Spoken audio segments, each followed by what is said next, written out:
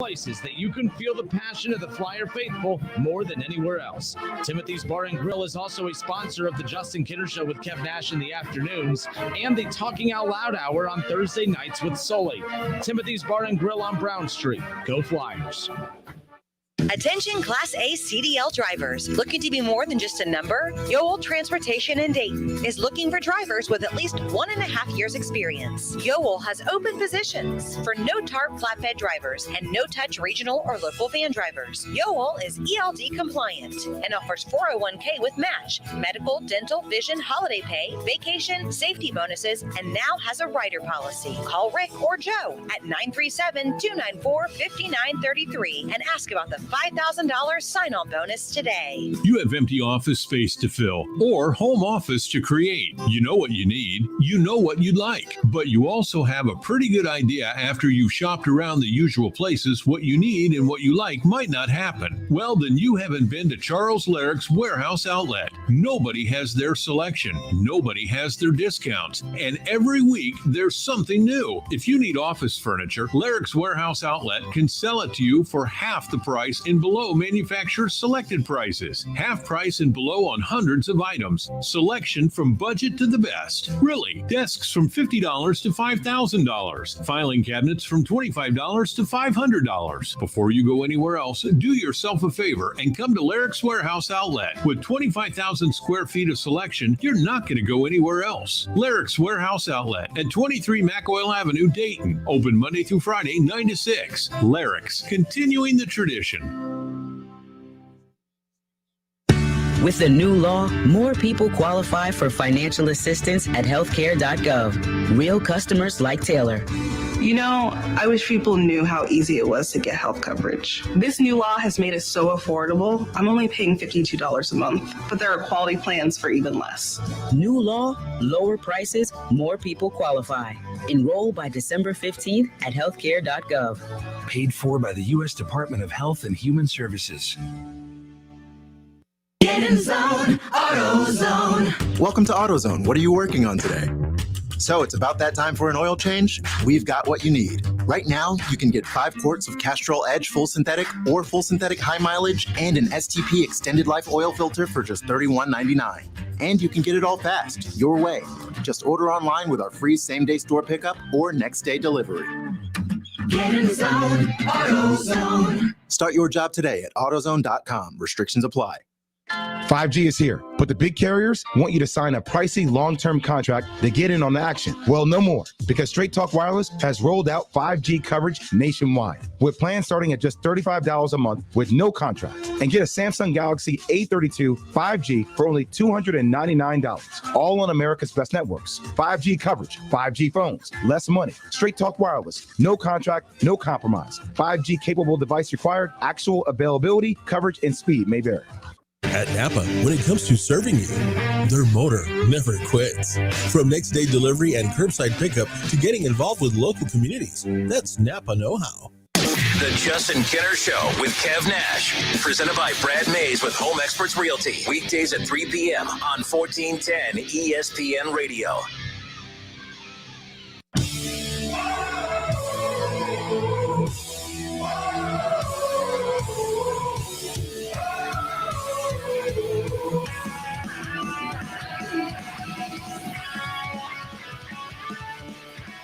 Friday. Welcome in. Justin Kinner, Kev Nash with you here on Dayton's ESPN radio station, 1410 Wing AM. That's right. We head into the weekend and, college football playoff reveal last Sunday.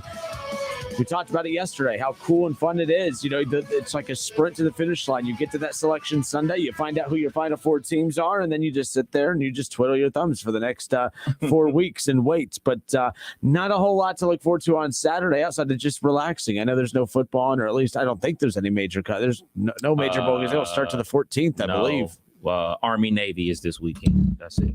Oh, by the way, we start out the show with Shaw still in his feelings from yesterday, by the way. He says, good afternoon, Kev. Good afternoon, Shaw. Hope you have had a great day. So far, so good. Aye. Josh Nichols says, Houday, go Bearcats, Kinner with the pill emoji. That's how we start today. What the hell, guys? We've been on the air live for not even 60 seconds. Shaw He takes a shot at me by just saying hello to Kevin. Josh Nichols with a "Who Dey, Go Bearcats" and a Kinder Pill emoji. I mean, come on now. I memean, you hung up on the man yesterday. Not Josh. I don't know what Josh's deal is. Shaw had it coming. Shaw, you don't have to believe me, and I know he won't. I'm gonna let you, restart today. If you do call in, I'm gonna let you talk, but you annoy me the first second. It's click goodbye. I'm just saying, like, it is what it is. All right, so interesting. ESPN put out this little, the top or their favorite Super Bowl potential matchups that could happen. And right now, according to I forgot how they rank it and how they calculate all this, but right now the Super Bowl, the 2021 Super Bowl matchup that has the highest percent chance of happening right now is one that I'm really pumped about if it can actually pan out.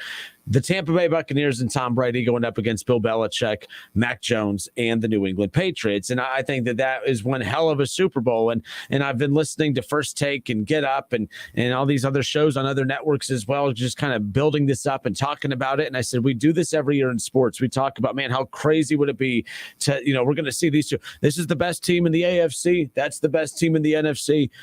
I mean, it's going to be a showdown. Maybe this is the year that we get Tom Brady. Maybe it's Tom Brady against Patrick Mahomes Part 2. Tom Brady against Bill Belichick in the Super Bowl. How cool would that be? But I'm here to say it's not going to happen. There's a good chance that one of those teams can get to the Super Bowl. I believe that the Tampa Bay Buccaneers, it wouldn't surprise anybody to see them there.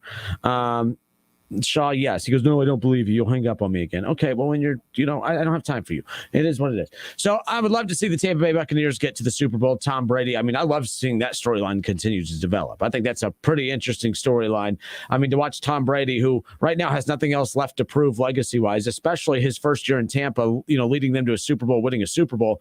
Really, you could have retired last year. You had nothing else to prove. It's not as if you went to Tampa, didn't win the Super Bowl in the first year, and you wanted to give it a couple years to kind of give yourself a shot to win one more with another team just to show that you could do it without Bill Belichick. You already accomplished that. There's really nothing else left for Tom Brady to prove. But for him right now, it's just about, hey, I'm still playing at a high level. As long as I can keep playing at a high level, I'm going to keep playing. And to continue to watch Tom Brady do what he does is pretty damn impressive. Mac Jones is a rookie quarterback. I heard today that he would be the first rookie quarterback to lead his team to a Super Bowl. I thought Russell Wilson was that the second year? So he did not lead him in his first year to the Super Bowl. Okay. Ben won in the second year. Russell Wilson won in the second year. Mahomes second year as a starter. First year as a starter. Dan Marino got to the Super Bowl his second year. Those are the only ones off the top of my head. So Mac Jones has an opportunity now to be able to do that. That's a hell of a storyline. But I'm here to say right now that the chances, Kev, of both Tom Brady and the Buccaneers getting to the Super Bowl, the chances of it being Mac Jones and the Patriots and Bill Belichick getting to the Super Bowl, I know according to this ESPN, little calculation here that I think it's like a 12% chance to happen. It's the highest percent chance of any Super Bowl matchup potentially happening. But every year they tell us Aaron Rodgers, this is going to be the year he gets back to the. It's been way over a decade since he last stepped foot out on the field in the Super Bowl. So I don't really care about these little calculations. They're great talking points. But the thing is, like, we've been robbed of a lot of great Super Bowl matchups. If you really think about, with the Super Bowl matchups we've had, last year was probably my favorite. The last 10 years, Kev, that's my favorite Super Bowl matchup right there, because you had the two best teams from both sides. You had the Tampa Bay Buccaneers led by Tom Brady. You had you had Patrick Mahomes and the Kansas City Chiefs. That was what championship games are supposed to be. I mean, the two quality superstar players, two of the best teams going head to head. I just don't see that happening this year with the Patriots. I think the Patriots have a better chance to make it to the Super Bowl than Tampa Bay. I think that the way New England plays football and the way weather affects everything, especially in the AFC, I think that the way they play slobber knocker football, old school football, I think they got a better chance to make it. I think that Tampa Bay has a couple more roadblocks in front of them. I think that they also will have to go up against the Rams. I know I am not the biggest Stafford fan out there in the world, but they got a big matchup against the Cardinals. So you think about Tampa Bay, they would have to play potentially the Rams or the Cardinals or Green Bay. I don't think there's a juggernaut like that in the AFC that New England will have to go up against. I think the probably the best team in the AFC that New England would have to face would be Kansas City. And Kansas City is not clicking on all cylinders right now. And I would probably, at this point right now, if they were to play this Sunday, I would say New England would be a better team. So I think that New England has a better path to the Super Bowl than Tampa Bay. I just look at that AFC, and I think there's a lot of, we look at all those teams at 7 wins all jumbled up. Every team has deficiencies. I completely get that. I just don't look at the Patriots as being the best team in the AFC, even though record-wise they are, and they have Bill Belichick, they have Mac Jones. Are they built for the playoffs? I still look at the Chiefs, and I say, man, when we get to the playoffs, though, I know despite all the struggles, I mean, look, even with Patrick Mahomes' struggles, they're still sitting at 8-4. Mm-hmm. They're still sitting at 8 wins. They're still sitting in first place. And they have one less win than the New England Patriots, who play mistake-free football, disciplined football, hard-nosed, aggressive defensive football. And even with New England playing smarter offensive football, and even with Kansas City having an off year offensive-wise for football, Kansas City's offense still better than the Patriots. That's why I'm like, it's crazy. We're sitting there saying the Patriots best team in the AFC, but even for a down year for the Kansas City Chiefs, they're still at 8-4. Their defense is actually way better than it was last year. The offense is still better than the best team record-wise in the AFC and the Patriots. So to me, it's like, that's why I'm like, I don't always look at the record as a necessary indication of, oh, you have the most wins, you're the best team. The Steelers were 11-0 last year, and nobody was believing in them, even when they won their 11th straight game last year. So I'm not saying I don't believe in the Patriots. I just think it's way more difficult to get there. I think that the NFC, it does have a lot of good quality teams there, especially the Dallas Cowboys. I didn't even think about the Cowboys. But they're fumbling right now. Like, they're kind of limping around right now, and I don't even want to say limping as if they're injured. They're very inconsistent to begin with. You look at the NFC North. I mean, between the Bears, the Lions, the Vikings, they're all irrelevant. It's all about the Packers. But again, we talk about the Packers every year heading into the playoffs. And every year for the last 10, 12 years, we have come up with an excuse as to why it's not Aaron Rodgers' fault, why he's such a great quarterback, but yet can't lead his super talented team to a Super Bowl. I have zero faith in the Packers getting to the Super Bowl because as great of a player as Aaron Rodgers is, I've seen this movie over and over and over, and we know how it ends. It'll end with some boneheaded decision by the coach. It'll end with a star offensive player not contributing, the offensive line not having a good game, the defense will get tore up and not have their best game, because it's never Aaron Rodgers. It's never Aaron Rodgers' fault as a superstar player, as everyone puts him in the top 5 of all-time greatness. I've never seen a star player get more benefit of the doubt than Aaron Rodgers. It amazes me. He literally, everyone took his side when it was him against the Packers because, oh man, if you look at that, they're not giving Aaron Rodgers any help. They're not giving him any first rounders. Well, he still has one of the best offensive lines in football around him. He still has one of the best run games in football. He has arguably the best receiver in football. And we're here mad. Everyone's mad because, well, they're really good, but yeah, they needed to be good because of first rounders. As far as I'm concerned, it doesn't matter which round those players were selected in, as long as they were able to put talent around Aaron Rodgers. And that's exactly what they've done. If New England was able to do more of that towards the tail end of Brady's run in New England, he wouldn't have left and headed to Tampa Bay. Sure, Tampa's nicer weather. I get all of that, but let's be honest.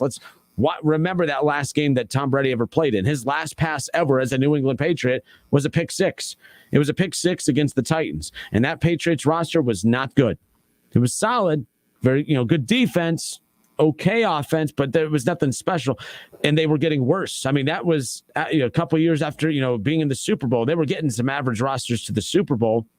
And they weren't, they didn't feel the urgency to continue adding. That's why they got desperate a little bit. You started seeing the Patriots add Antonio Brown as he was going off, dealing with all of his off the field issues at the peak at that time. They were adding Josh Gordon, who just continued to get suspension after suspension. They were doing unpatriot-like things because their roster was not adequate enough, and they had to take some chances on guys. And that's how you knew that there was a red flag with the Patriots. But for me, I just don't have any faith in Aaron Rodgers and the Green Bay Packers come playoff time. Win a lot of regular season games, a lot of talk heading into the playoffs. At the end of the day, I don't have faith in them. The NFC South, that's where the Tampa Bay Buccaneers reside. And no, I don't care about the Falcons, don't care about the Panthers, no Saints. And then the NFC West, the Cardinals aren't as hot as what they were to start the season. The Rams have been horrible since acquiring OBJ.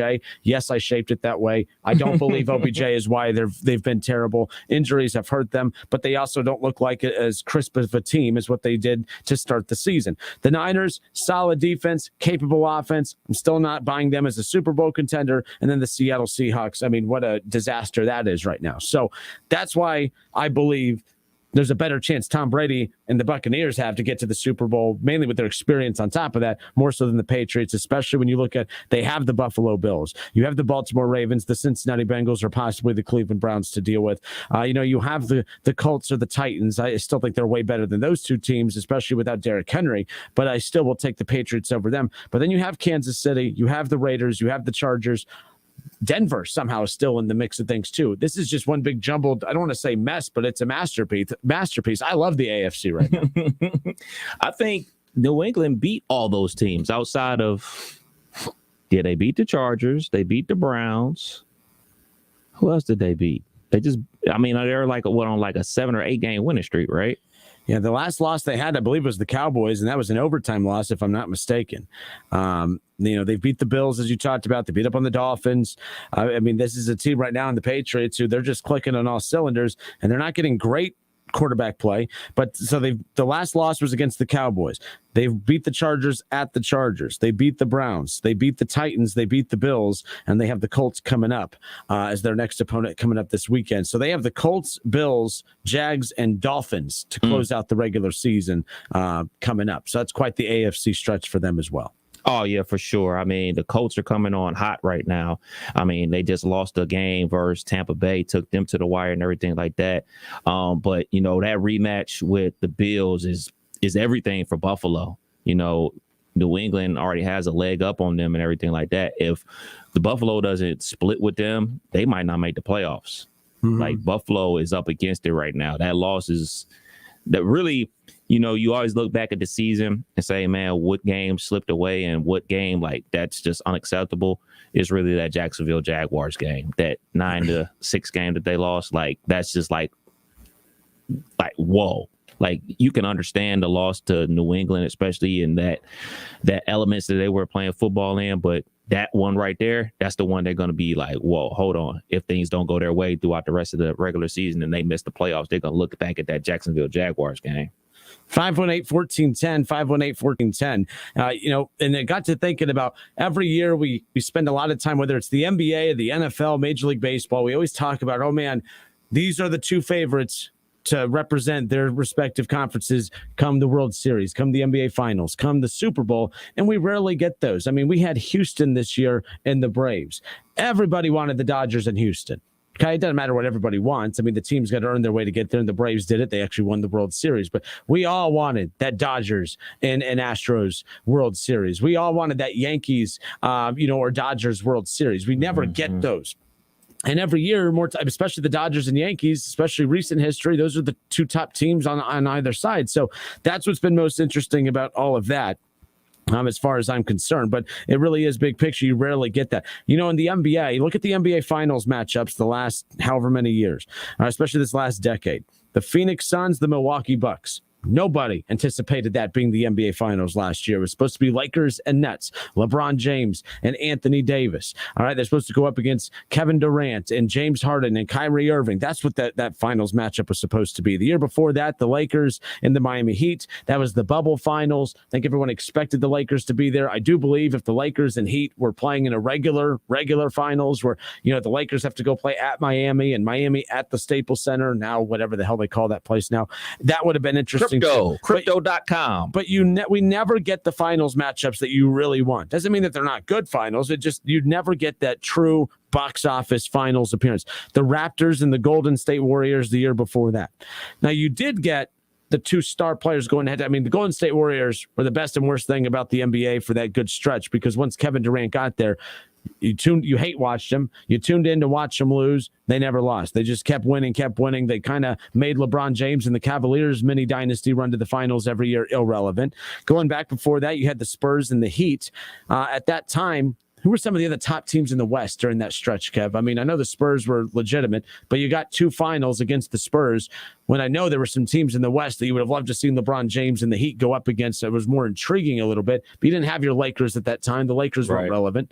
I think it was the Spurs. I think it was the Spurs because obviously the comeback that the Heat had that one year where they were roping it off. They were about to have a celebration at American Airlines Arena in Miami. And then, LeBron goes crazy. And then Ray Allen hits that corner 3. They go to overtime. They end up winning game 6, and then in the Heat winning 7. So everybody was anticipating that rematch in the finals that following year for sure. Like, that's what everybody wanted to see. They wanted to see, like, all right, man, can the Spurs get back there and avenge that loss? And they avenged it in 5 games.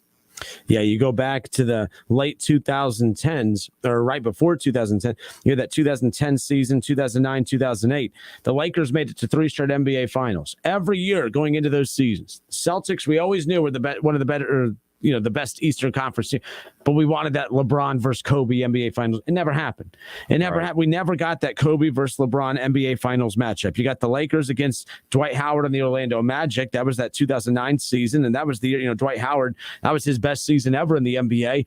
But that was LeBron's best team he ever had in Cleveland in that first go round. I mean, they won 60-plus games that year. They were the top team in the East. Everyone expected LeBron against Kobe in the finals, and Orlando, stunned LeBron and the Cavs during that 2009 season. My point about all this is we could spend a lot of time talking about what the Super Bowl favorite matchup is projected to be in the Buccaneers and the New England Patriots. I just don't envision it unfolding that way. If you go back to, look at the last couple Super Bowls. Last year was about what you could have expected. Mm-hmm. Tom Brady and the Bucs, best NFC team, going up against Patrick Mahomes and out of the AFC and the Kansas City Chiefs. But before that, Patrick Mahomes and the Kansas City Chiefs against Jimmy Garoppolo and the 49ers. Good 49ers team. I don't think anyone really thought it was going to be, that was supposed to be Aaron Rodgers. Aaron Rodgers against Patrick Mahomes would be great, right? How about New England against the Rams?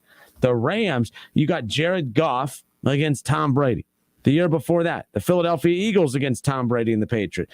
You got Nick Foles against Tom Brady. Tom Brady against Matt Ryan the year before that in that 2017 season. Not a bad Super Bowl. Matt Ryan was an MVP that year. Falcons, one of the top teams. In fact, we all know they jumped out 28-3 over Tom Brady and the Pats. And that legendary comeback just to continue to add to the legacy as far as that's concerned. Yeah, that was the year Matt Ryan won MVP, right? Yep. Yeah.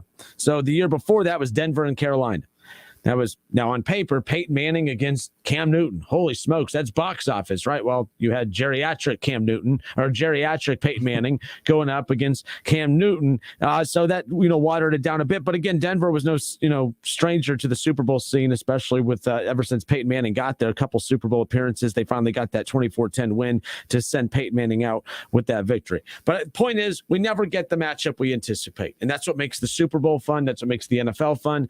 The NBA, there's always just more meat left on the bone than you anticipate. People really want to see Lakers Nets. You want to see LeBron, Anthony Davis, and Russell Westbrook going up against Kevin Durant and obviously James Harden, and if Kyrie Irving never comes back. But that's the dream finals matchup. The dream Super Bowl is obviously the Patriots and the Buccaneers. The dream World Series this past year would have been the Dodgers and the Astros. But we all don't always get what we want. Oh, no. And that's what makes the journey so fun. You have your team to start the season out. Your team starts to falter. So then you're just watching as a fan, and then you're hoping for great matchups and great storylines. This year, obviously, my team isn't playing good, and we're not going to be making it to the Super Bowl. So I'm just here to watch some good football, and I won't be rooting for Tom Brady, and I won't be rooting for New England either to make either the Super Bowl. Like, I'm not fans of either.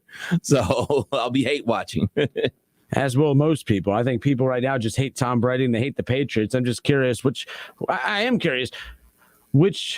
side of that entity do people hate more? Do more people hate Tom Brady, or do more people hate the Patriots? Because now that they're separated, I'm curious which side is more disliked. So if that matchup was to happen, who would you root for?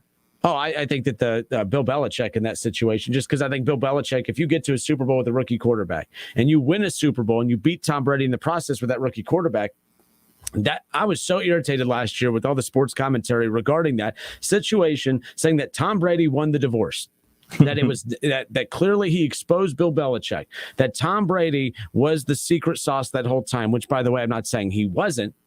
But to sit there and act like that those two didn't both play an equal role in that is just absolutely ludicrous. Right. Tom Brady goes to a roster that you added Leonard Fournette. You bring in, of course, your Hall of Fame tight end, arguably the best tight end of all time in Gronk. You bring in Antonio Brown. You had already weapons there on the offensive side, and you had guys take a ton of vet discounts to go play with you. And, of course, your roster became stacked. And then you're going to sit there and poke at the Patriots, who had I mean, I think 11 guys opt out of the COVID season on the defensive side of the ball. You were already average offensively with Tom Brady the year before, and now you had a banged up Cam Newton, and there was just no shot that team was ever going to be anything special. And yet we sat there saying, well, it's Bill Belichick. He should still do something with them anyways. He didn't do something with Tom Brady and the Pats the year before because the roster wasn't that great. So that's why I was getting irritated. But to me, if you want to talk about who's going to win this little divorce, if that's how this wants to be viewed, if Bill Belichick takes Mac Jones to a Super Bowl, forget losing or winning, just taking him there, that to me says more about Bill Belichick than it does about Tom Brady. And it shouldn't be like that. We should be talking about the greatness of both, and I will continue talking about the greatness of both. But no, Tom Brady didn't win the divorce. He got the house and the kids and the dog. And unfortunately, Bill Belichick had to schedule, visitations, had to deal with visitation schedules and get a 1-bedroom crappy apartment until he got his financials figured out. So no, there's always a side that gets more in the divorce. It's usually the woman. And Bill Belichick was not that. So there you go. If that matchup happens, I'll be rooting for the Patriots and Tom Brady. Not Tom Brady, goodness, I've been saying it for so many years. Patriots and Bill Belichick, simply because of that, because everybody on TV is talking about that. And it's mostly like former players that said that Tom Brady was the reason. Tom Brady is the New England way and everything like that. And it's like a lot of New England guys and everything like that. I mean, I understand that Bill Belichick is a difficult guy and everything like that, but you know what Tom Brady wasn't doing? He wasn't out there playing defense. He wasn't calling defensive signals. He wasn't in the defensive meetings. At the time, they shut down the number one scoring offense in the NFL in the Rams in that Super Bowl. Tom Brady didn't do that. Mm-hmm. When they were down in that Super Bowl to the Falcons and everything like that, Tom Brady didn't get all those stops. That was Bill Belichick and his defense and his defensive scheme that slowed them down. Yeah, obviously he had to make the throws on the offensive side, but it's a team game. Not only his teammates made a ton of plays on offense and defense, but Bill Belichick called a heck of a defensive second half. So it's everybody. It's a collective. So I would want him to get that little bit of shine that he definitely deserves. I mean, I don't know how much more shine Bill Belichick needs from me because I believe he's probably the best coach of all time. But just to remind folks like, hey, man, I do this too. So Dylan Shaver on Facebook says, intend to hate the Patriots more. As much as I don't like Tom Brady, I respect his work ethic. You just like his wife. I think Tom Brady really likes his wife, and more power to him. But what else? Dylan goes on to say, too, that Bill Belichick is a better coach than Brady is a quarterback. Interesting view. And I don't think he's wrong. Two GOATs. And by the way, probably the best of all time, both of them. By saying that Bill Belichick's a better coach than Tom Brady is a quarterback, people will view that as a slight at Tom Brady. But he's not saying Tom Brady's bad. But to be honest, there's only one Bill Belichick. There's only one Bill Belichick. You can't find a Bill Belichick in the NFL. And I'm not just talking about the Super Bowl totals because Tom Brady has those same amount of Super Bowls or one more now than Bill. But it is interesting because it's a lot easier to find a franchise quarterback than it is a head coach like Bill Belichick. It's coaching cares. I mean, we're seeing coaches get fired after winning Super Bowls 2 years later. Coaches are on the hot seat constantly. Bill Belichick, he's been a mainstay. Mike Tomlin's a mainstay, except Mike Tomlin has one Super Bowl, or is it two or one for him? One. He is the second one of the two with Ben. But it is interesting. I agree with that. I agree that Bill Belichick is a better coach than Tom Brady is a quarterback, and that is not saying that Tom Brady is not a good quarterback. Tom Brady is the best quarterback of all time to me. So that's not a slight at Tom Brady. I just think Bill Belichick, from what he's done, to carry a dynasty in over 2 decades is pretty dang impressive. Definitely. That's pretty dang impressive. So I agree with that, Dylan. I like that comment. And to think about it like this, for all my Browns fans out there, think about it like this. When Art Modell moved the Cleveland franchise to Baltimore, when that news was announced, they were in first place in the AFC. Bill Belichick was the head coach of the Cleveland Browns at the time. They were first place in the AFC. And this was in week, if my memory serves correct, this is a long time ago, but if my memory serves correct, this was probably week 11, week 12 when all that news broke. And then they just went to a tailspin. I think they lost every for anything. Yeah, I think they lost every single game after that. It would have been curious to see what Bill Belichick would have continued doing with Cleveland. I'm not saying that the Browns would have been the Patriots, but I mean, clearly Bill Belichick was onto something. For sure. The wheels were turning, and he was, kind of planting his foundation there. So it would have been interesting to see how all that panned out. Josh Nichols on Facebook says, did you all hear what Ryan Shazier said about the Browns? LOL. Knowing your Bengals trolling ass, I'm sure it's not good, but go ahead and let's hear it, Josh, because for everything that you're going to say about the Browns, I have 10 slams for your embarrassingly bad, stupid Bengals coming up around the corner. You want to be a child? I'll be a child. We all know this. It's the nature of the show. Wait. Pull up his comment because I want to read it. I want to know. He didn't put the comment. No, I'm saying like the initial comment that sparked you to go completely crazy right there. There it is. It's not up yet. Oh, it ain't going to pop up on your screen. Oh, okay. Well, what does it say? It says, did y'all hear what Ryan Shazier said about the Browns? He's a Bengals fan. He put LOL at the end. We know so that caused you to go completely. All this dude do is Bengals, chirp. He takes shots at the Browns all the time. And see, this is what Bengals fans do because they're about to lose to the Niners this weekend and they're irrelevant in our conversation. We're not even talking Browns. And he asked a question and you went crazy. I know where this is going, though. I know exactly where this is going. I did not. So, Josh, let's hear it. Exactly. That should be your response. No, I didn't. What is it? And then after that, you could go crazy. If it was, you put the LOL at the end. So I already know where this is going. No. And see, if you would pick up, people, they should be talking crap about your stupid, embarrassing team. Mike Tomlin, the most overrated coach in the NFL. I mean, how many more star players are they going to have that Mike Tomlin can't control? How many more of this are we going to see? I mean, my goodness, should be talking about a geriatric quarterback. Instead, you got this bozo of a wide receiver that is probably my least favorite player in the NFL besides Joe Burrow. And no, I'm just joking. Joe Burrow's not even in my top 5 of players I dislike in the NFL. But Claypool's 1, 2, 3, 4, and 5 as far as I'm concerned.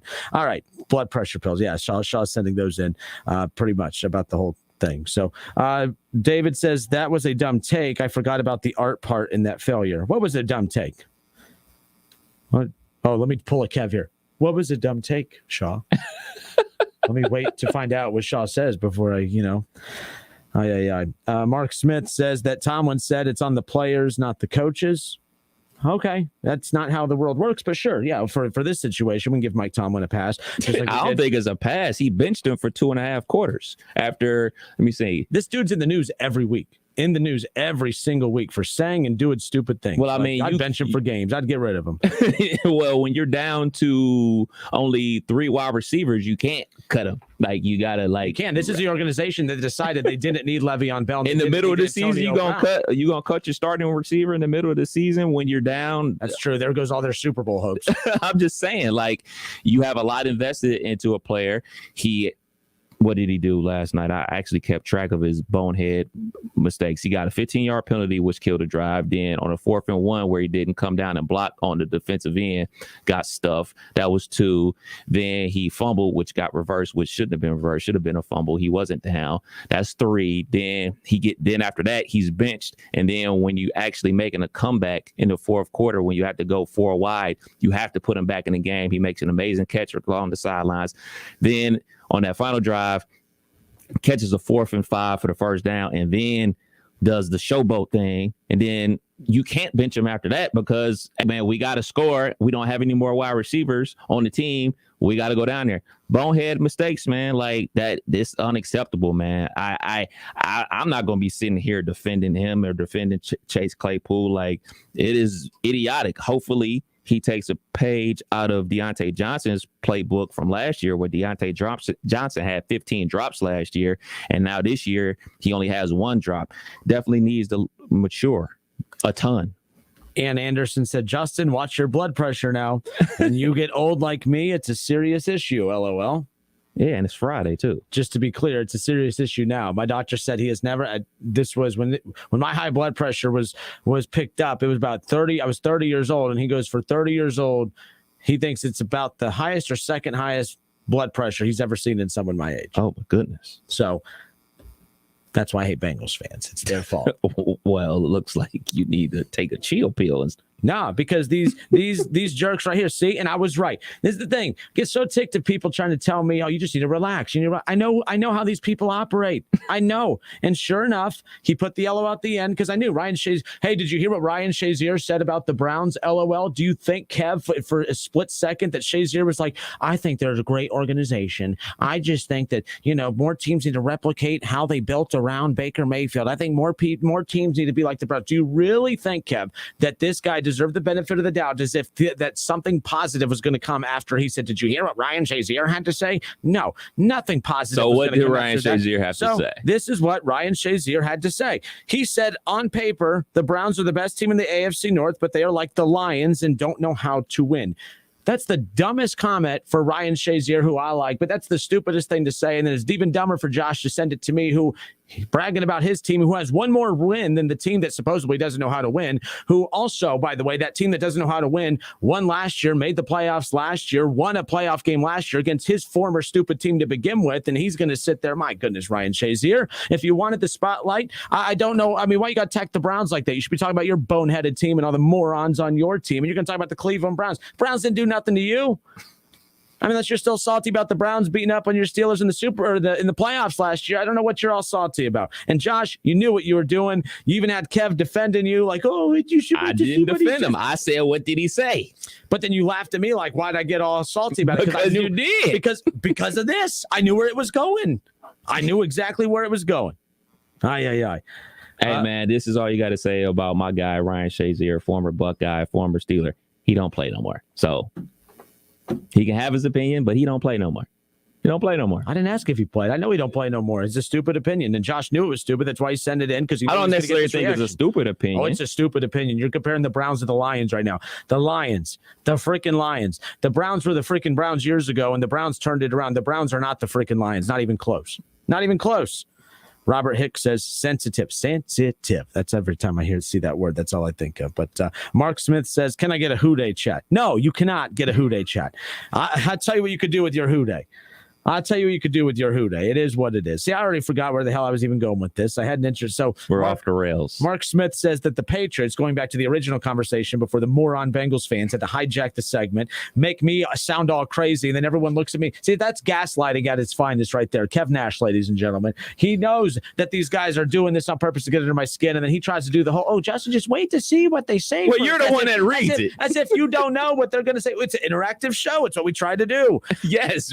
We can, but you can wait to interact. You can get your point across first and then interact. No, because I know where it's going. I know exactly where it's going. He put the L. You want to argue. They want to argue. That's why they put it in there. Mark Smith says that the Patriots are going to the Super Bowl. Or the Patriots going to the Super Bowl is like Alabama winning the championship. It sucks and it gets boring, especially since I'm going to watch it anyways, unlike some in this chat. I said chat, by the way. I meant to say chat, but, there's that. Close enough. See, I'm all flustered right now, and there you go. But, is what it is. All right, I'm going to step away for a few moments, just to gather myself. There you go. So, Ron Howard says you're a dorkmeyer. I don't even what? Ron, no way. What was wrong with you? What's a dorkmeyer? No idea. Josh Nichols says, hey, that's why we come here, Kenner. You're like Ron Burgundy. We'll read any comment. End speech. For those of you who catch that, by the way, we'll be back.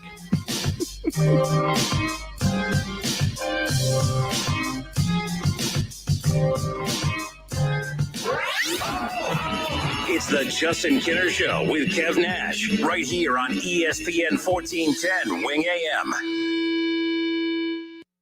5G is here, but the big carriers want you to sign a pricey long-term contract to get in on the action. Well, no more, because Straight Talk Wireless has rolled out 5G coverage nationwide, with plans starting at just $35 a month with no contract. And get a Samsung Galaxy A32 5G for only $299, all on America's best networks. 5G coverage, 5G phones, less money. Straight Talk Wireless, no contract, no compromise. 5G capable device required, actual availability, coverage, and speed may vary.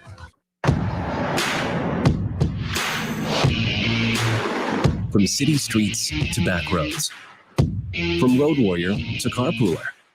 There are some things you can always count on, like the reliability, durability, and power of DieHard, America's most trusted auto battery.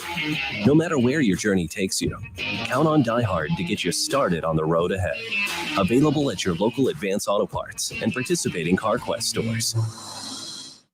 You may be into punk rock, soft rock, or classic rock, R&B, hip-hop, or house, country, techno, or techno country. But no matter what kind of music you listen to, here's something else you should hear. Please consider getting vaccinated. Talk to your pharmacist today about Comirnaty, COVID-19 vaccine mRNA. This message brought to you by BioNTech and Pfizer. Germain Honda, Beaver Creek is your local Honda dealer. For a limited time, get 0% financing on the 21 Passport, the 22 Pilot, and HRV, or 1.9% for 48 months on the 22 Odyssey. Lease a 22 HRV Sport for as little as $229 a month, or a CRV Hybrid EX for as little as $279 a month. See me, Sales Manager Jason High, for all the details. We are located on Route 35, just east of 675 between Xenia and Beaver Creek. Germain Honda, Beaver Creek, the right car, the right price, the right way. I hope to see you soon. This is Edwin Moses, Olympic champion and world record holder in the 400-meter hurdles. I'm a proud Daytonian, and I've got an important message today for men, especially you guys over 40. As an Olympian and physicist, I focused on my numbers for most of my life. Over 400 meters, 10 hurdles, 13 steps, 122 races over 9 years, 9 months, 9 days. I ran and I won. Now I focus on my most important stats: blood pressure, blood sugar, cholesterol, and PSA levels. Those are the numbers that really count. So if you don't know your numbers, now is the time.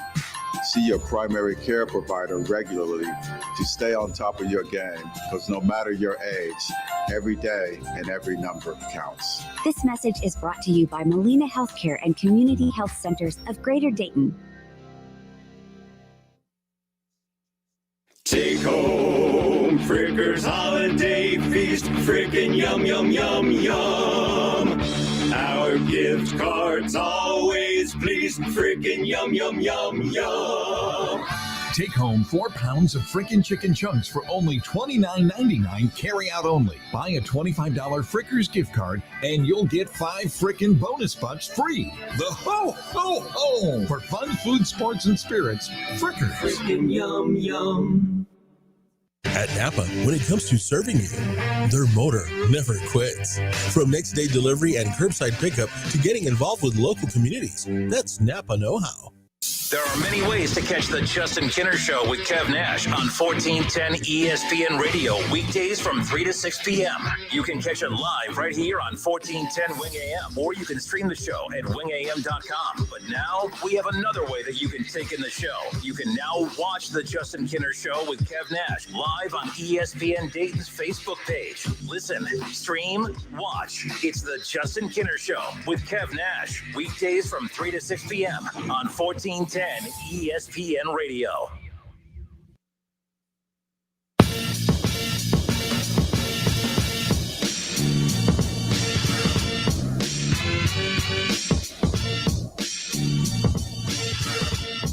All right, welcome back. The AFC North. Which AFC North team, coming up at the top of the hour, which AFC North team is actually set up for the most success over the next 3 years? We'll talk about that coming up around the corner, top of the hour, 4 o'clock. Which AFC North team is set up to have the most success over the next 3 years? We'll get into that coming up at 4 o'clock, top of the hour. We're live on Facebook. Head to Facebook, search The Justin Kinner Show. There was a comment I wanted to get into a little bit ago that when we were talking about the potential Super Bowl matchups, and we were talking about the Cardinals at one point, and of course I can't find it now. It was regarding Zach Ertz. I guess Zach Ertz, and I'm sorry if I'm not able to. Oh, there it is. Bobby Sparks. Shout out to Bobby Sparks. He said, "Did you see what Zach Ertz told Colin Cowherd today?" He said that Murray is the most talented player he has ever been around. Bobby, did he say most talented player or quarterback? Because I think that detail is important. That he's the most talented player he's ever been around. I mean, he's been on the Eagles and the Cardinals, and you had Carson Wentz as your quarterback, and before that, there was a revolving door a little bit. So that's a look. I think Murray's a heck of a quarterback. He's not one of my favorites in the league, but heck of a quarterback. But no, I did not hear or see that. But I mean, good. I mean, look, the Cardinals, I'm just looking. I mean, again, it's so tough because there's a lot of teams that right now are jumbled in that standings that we talked about earlier, Kev. Some are going to get more attention than others. But just because you're a 7-win team doesn't necessarily mean you're one of the best teams. I mean, like the Bills are a 7-win team. The Dolphins are 6-7. The Dolphins have one less win than the Bills, and I don't think anyone's looking at the Dolphins and saying, oh, that's a threat to win the Super Bowl. Now, again, 5 games to go. A lot can be ironed out there. The Baltimore Ravens, for example, are 8-4. They're a game behind the Patriots, but if you just watch the Ravens, you're like, there's a good chance they're going to make this playoffs. I don't think they're going to end up holding on to this division, but I do think that they play way too reckless. They have an identity to a certain extent, but at the same time, just because you have an identity doesn't mean it's a good one. People say, oh, you need an identity. Well, I think you need an identity to have a starting block of where you want to go as an organization. I don't know if the identity of the Ravens, due to the fact that they're not completely healthy right now either, I don't look at them at 8-4, a game behind the Patriots with the second best record, and say, that's the best team, second best team in the AFC. Bengals at 7-5. They'll go a couple weeks where you're like, man, I think that's top 3 team in the AFC. And then they pull what they did this past weekend, and it's like, no, they're still the Cincinnati Bengals. How about the Steelers? You watched the Steelers last night. They're 6-1. All right, they're 1 game behind the Cincinnati Bengals. They're 1 game behind the Buffalo Bills. All right, they're a few games behind, of course, the New England Patriots. They're 2 games behind the Kansas City Chiefs. This is why I don't like when people bring up records necessarily at this point, because records don't matter. Where you're at within the standings right now don't matter. I love when people say, oh, he's a Browns fan, he's talking from the basement. I don't care. When you have a division that everyone's within 1.5 games of one another, I don't give a rip who's in last and who's in first. The Browns are no more in trouble in last place than the Ravens are in first place right now, because everything can change within a snap of a finger, and that's what we just watched this previous weekend out of the AFC North. So many things can happen that don't always benefit you. So I don't care if the Browns are in last. I'm looking at win totals right now, and like I said, the Baltimore Ravens, they are in no more better shape in first place in the AFC North, and the Browns are in last place because everyone's so jumbled. So I don't care about records. I think the records don't tell the full story. Pittsburgh has 1 less win than Cincinnati, who startled them twice. Pittsburgh has 1 less win than Buffalo, although they've beat Buffalo, and I still don't think how you can watch Steelers right now and say that team's definitely better than Buffalo. I don't care about the wins and losses, but the Cardinals, Kev, out of the NFC, they're 10-2. Mm-hmm. They're rolling. Yep. And you watch them, and they're getting dinged up here and there as well. They've had some interesting stretches, but they've outscored their opponents by 119 points. Chances of them getting to the Super Bowl is that. I mean, we're talking about the Packers, we're talking about the Cowboys, we're talking about the Rams, we're talking about all the teams in the NFC. That is not the Cardinals. We skipped right over the Cardinals. Your thoughts on the Cardinals with Kyler Murray? I got them number 1 in my power rankings. I really like them. The reason I like them is they're running the ball now. James Conner is playing like James Conner where he was at Pitt. You know what I'm saying? Crazy what an offensive line can do for you. If you remember back to last season, I was saying James Conner's still a good running back. The Steelers' offensive line is just hot garbage, and it continues to be hot garbage, just as Ben Roethlisberger and Najee Harris. But I like the way the Cardinals are playing because they're playing as a team. Even though Kyler Murray got banged up earlier this season and missed a couple games, I think he missed 3 games, Colt McCoy, the backup quarterback, was able to go in there and get him 2 out of 3 wins.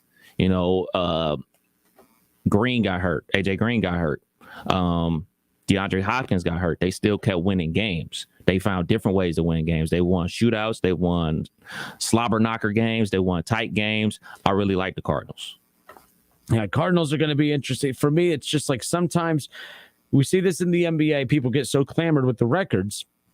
And I'm like, yeah, but like, there's certain teams that are built for the playoffs. Are the Cardinals built for the playoffs? Strong physical defensive team. You'd have to think, yes, they are. The offense, of course, they could score with anybody. I think that we should be putting as much respect on the Cardinals as we do anyone else in that NFC. But it's like we still, and the attention on that team, more attention is given to less talented teams. Teams like the Dallas Cowboys, teams like the Rams in their own division, as interesting as that is. So when you look at all of that, I mean, we talk more about the not we, but the NFL, you watch these shows, there's more shows that are giving attention to the 6-6 San Francisco 49ers. I mean, that's what's crazy to me. But it is going to be interesting come playoff time, which we're still over a month away from, but it will be interesting. 518-1410, that's the number if you want to call in and jump in on the conversation. You could do so now. But just taking a look, yesterday we did our which team, we went through the AFC. Is this team closer to missing the playoffs or closer to winning a Super Bowl? It was interesting seeing how we kind of broke some of those teams down. But, I was getting messages last night about, I can't believe you ignored this team. They have more wins than this team. I don't care about wins. I don't care about the fact that the Baltimore Ravens have 2 more wins than the Cleveland Browns. I don't think that the gap between the Ravens and the Browns is significant whatsoever. That's why that's what makes this Ravens-Browns game such a big deal this weekend. I don't care about records when everyone is jumbled in one gigantic mess there in the middle, but a loss pretty much, I want to say, eliminates the Browns this weekend, but I will eliminate the Browns this weekend. If they lose to the Ravens this weekend, to me, that means their playoff chances are beyond slim to none. They're way below slim to none as far as I'm concerned. Yeah, we talked about it before. I think that the Browns will win this week. They'll win at the Raiders, and then I think they'll lose on, Christmas Eve at Green Bay, and then they got the Steelers and then the Bengals to close out the season. So yeah, I think the Browns ultimately are going to finish the season, this last 5-game stretch, 2-3. Travis Adkins, he has a Buckeye question that he will chime in here. OH. He says, this has to be a Shaw follower right here. Travis, who's your team? Let me know. But he says, do you guys think, and this is a trolling question. See, I know how these guys operate. But Kev, I'm not gonna let Kev judge you. You get to say whatever you want. No, whatever. Well, I'd like to hear it before I jump off the deep end. That's okay. I'll meet you in the deep end. Do you think that the Buckeyes will get over their flu bug before they get to the Rose Bowl? That's a trolling question. You know it. It's a trolling question. I got Flu's going around, man. Flu's going around. It is, but he says, according to CJ Stroud, and see, if you're going to say according to, if you're going to try and do that, Travis, I highly suggest you get it right. I highly suggest it, because what I'm about to finish reading is really silly on your part. According to CJ Stroud, that's why they couldn't beat Michigan. Really? So Travis, do me a favor. Find where CJ Stroud said we couldn't beat Michigan because of the flu. Because I have that quote up. He does not say that. I know that's how you want to frame it, to make yourself feel better about the fact that if you're a Michigan fan, you beat up on a team that was sick, who last year, I believe there was a team that was sick and they just decided not to play. So as far as I'm concerned, your little troll job here is subpar at best, just like your chances against Georgia. And I don't even know if you're a Michigan fan. We lost. Y'all won fair and square. See you at the shoe in 360-something days.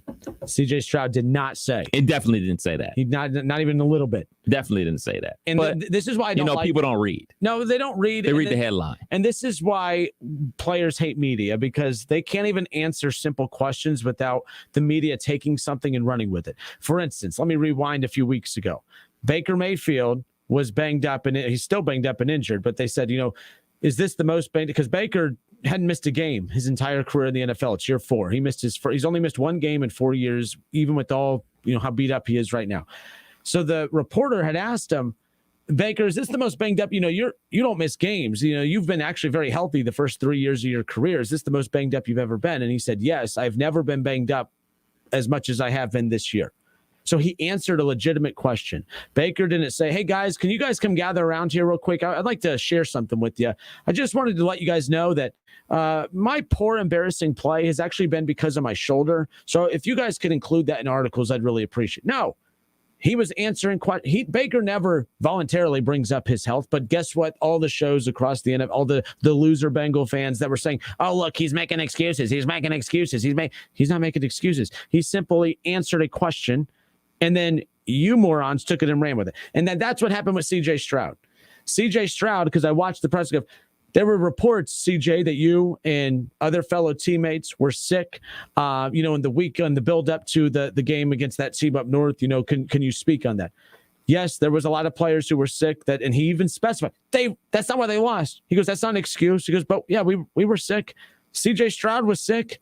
He threw for 400 yards and 2 touchdowns. No one's making excuses, but Michigan fans, again, they haven't won in like 10 years, so they're all caught up in their feelings. Oh, they couldn't even just let us enjoy this win. They had to throw out there that they were sick. No, they were asked. CJ Stroud didn't say, hey, real quick, guys, before we leave, I just want to let Michigan know that you guys beat a really sick team. Okay, you guys couldn't beat a healthy Buckeye team. You could only beat us when we have a flu. So if you guys could I want you guys to know that you really didn't beat us. No, he answered a question about rumors that were going around about the team being sick. And then it was spun to, by Michigan fans and everyone else. You guys are a sad bunch. You and Bengals fans have a lot in common. What does the Bengals have to do with They did that to Baker Mayfield a few weeks ago when he was asked the same question. But Travis is a good dude. See, he's admitted. So I don't mind when guys like this admit that they're just trash talking. Okay, cool. Shaw cries, I'm going to take it personal. I'm not going to talk to you, or I'm going to get upset when you hang up on me for saying foolish things. Travis says, got to take advantage of being able to trash talk for the first time in 10 years. Love the show. Go Blue. I'll give you a Go Blue for that. At least you admit you were trash talking. See? I won't.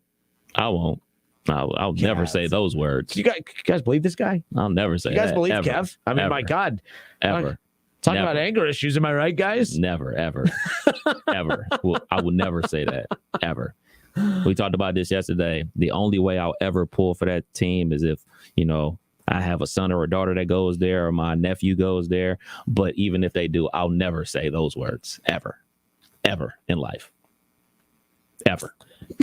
So, little crybaby Shaw says, no, where did he go? That was his comment. I can't remember where it went, but so Mark Smith wants you to play that we don't give a damn about the whole state of Michigan. All right, we could find that. One of my favorite tunes of all time. I mean, this isn't that song yet that's coming up next, but we could have that playing in the background. But do you see why it drives me nuts with media? That right there, like you're asked a question, you're answering. Players will answer a question, and then the answer to that question will be pulled and used in a different context. And both teams play hard, man. And it drives me crazy. Go Rasheed Wallace, man. Go Marshawn Lynch, just here to not get fined. Both teams play hard, man. But we don't like that. We want them to answer the question. And then when they answer the question, give a real answer, take it and run with it, and twist it and use that segment as a headline for the lovely clicks. Mm-hmm. But that's what keeps us employed. Like, if I was like the Bengals fans, I would bring up, and I'm not going to, but I'm just giving a situation here. This isn't a real situation. I'm pretending here. But if I was a Bengals fan, if I was like a Bengals fan, as a Browns fan, I would mention that there's been a lot of talk about his pinky this week. I'm not saying it. I'm just saying if I was. Even you said his hand looked disgusting. No. Yeah, I did. Look like the clumps. But keep in mind, they said today he was fully active at practice, completely fine. Play ball, dog. You playing? So or no? This weekend, I don't want to hear about his pinky. I don't want to hear it. His pinky's fine. That's what they said. I wasn't going to talk about it, but Kev made me talk about it. But if I would, I'm just saying. I did. You were itching to bring that up. I seen your run notes. Actually, there not a whole lot on the old notes today, by the way. It was one of them days, but holy moly. But yeah, that CJ Stroud thing, by the way, Michigan fans ran with that. This is the team that last year when they were sick, they just canceled the game because they didn't want to play Ohio State. And you're going to call out CJ Stroud for saying that they were sick when they played Ohio State. Look, if anything, the defense did what they were supposed to during these times we live in when you're sick. They social distanced the hell out of Michigan. When Michigan had the ball and they were coming at them, Ohio State just got the hell out of the way. Like social distancing. Like, you have the Heisman pose, you're stretching out the arm, it's just back up 6 feet away. Like it's social distancing. It is what it is. Enjoy it. That's all you got. Speaking of the Buckeyes, didn't someone reclassify this week? I'm almost positive somebody reclassified. They'll be joining the Buckeyes, not this upcoming season, but next season. Big time recruit. I'm almost positive. I have to find that story.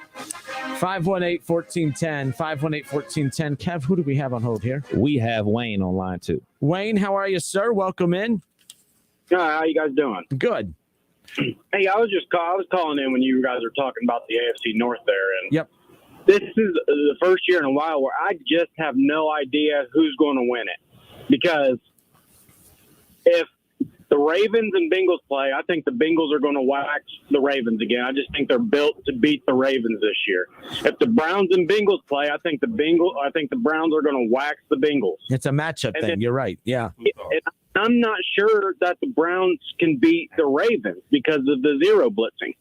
So it's just one of those weird years where I have no idea who in the hell is going to win this division. It's going to come down to the stretch. I would assume one of them is going to get hot. Like I said, I'm worried for the Browns this week, just because of not having many receivers and the way Baltimore blitzes. I'm worried for the Bengals this week because the way you really put it on the Bengals is you run the football. And with that Stefanski and Kubiak running scheme and the Shanahan, I think that the 49ers are going to beat them because they're going to run the ball down their throats. So I'm clueless. I just have no idea who's going to win this division. You're right. And we do this. We have a habit, especially in the NFL and really just football in general. If you beat one good team, that means you're good enough to beat all good teams, when really the good team you beat just had a matchup that you were able to expose because of your strengths. And I like that point you made, Wayne, because that's what we've been sitting here. Every week we're confused. We're like, wait a minute, how does the Bengals do this to the Ravens, but then they get destroyed by the Browns and they lose to the Jets? Well, it's a matchup thing. It all comes down to that. How can, Cleveland look as dominant as they did against Cincinnati, and then they can't even put points up against Pittsburgh and the Ravens? And I say it like that because Cincinnati's defense, their defense now is worse because of some injuries, but at the time, Cleveland faced a very good defensive team for Cincinnati, and they played just as many good defenses down the stretch that made Cleveland look bad. But you're right. It's all about the matchups and how you're favored. That's why this Ravens game, I haven't been doing too much chirping. I'm picking them to beat Baltimore, but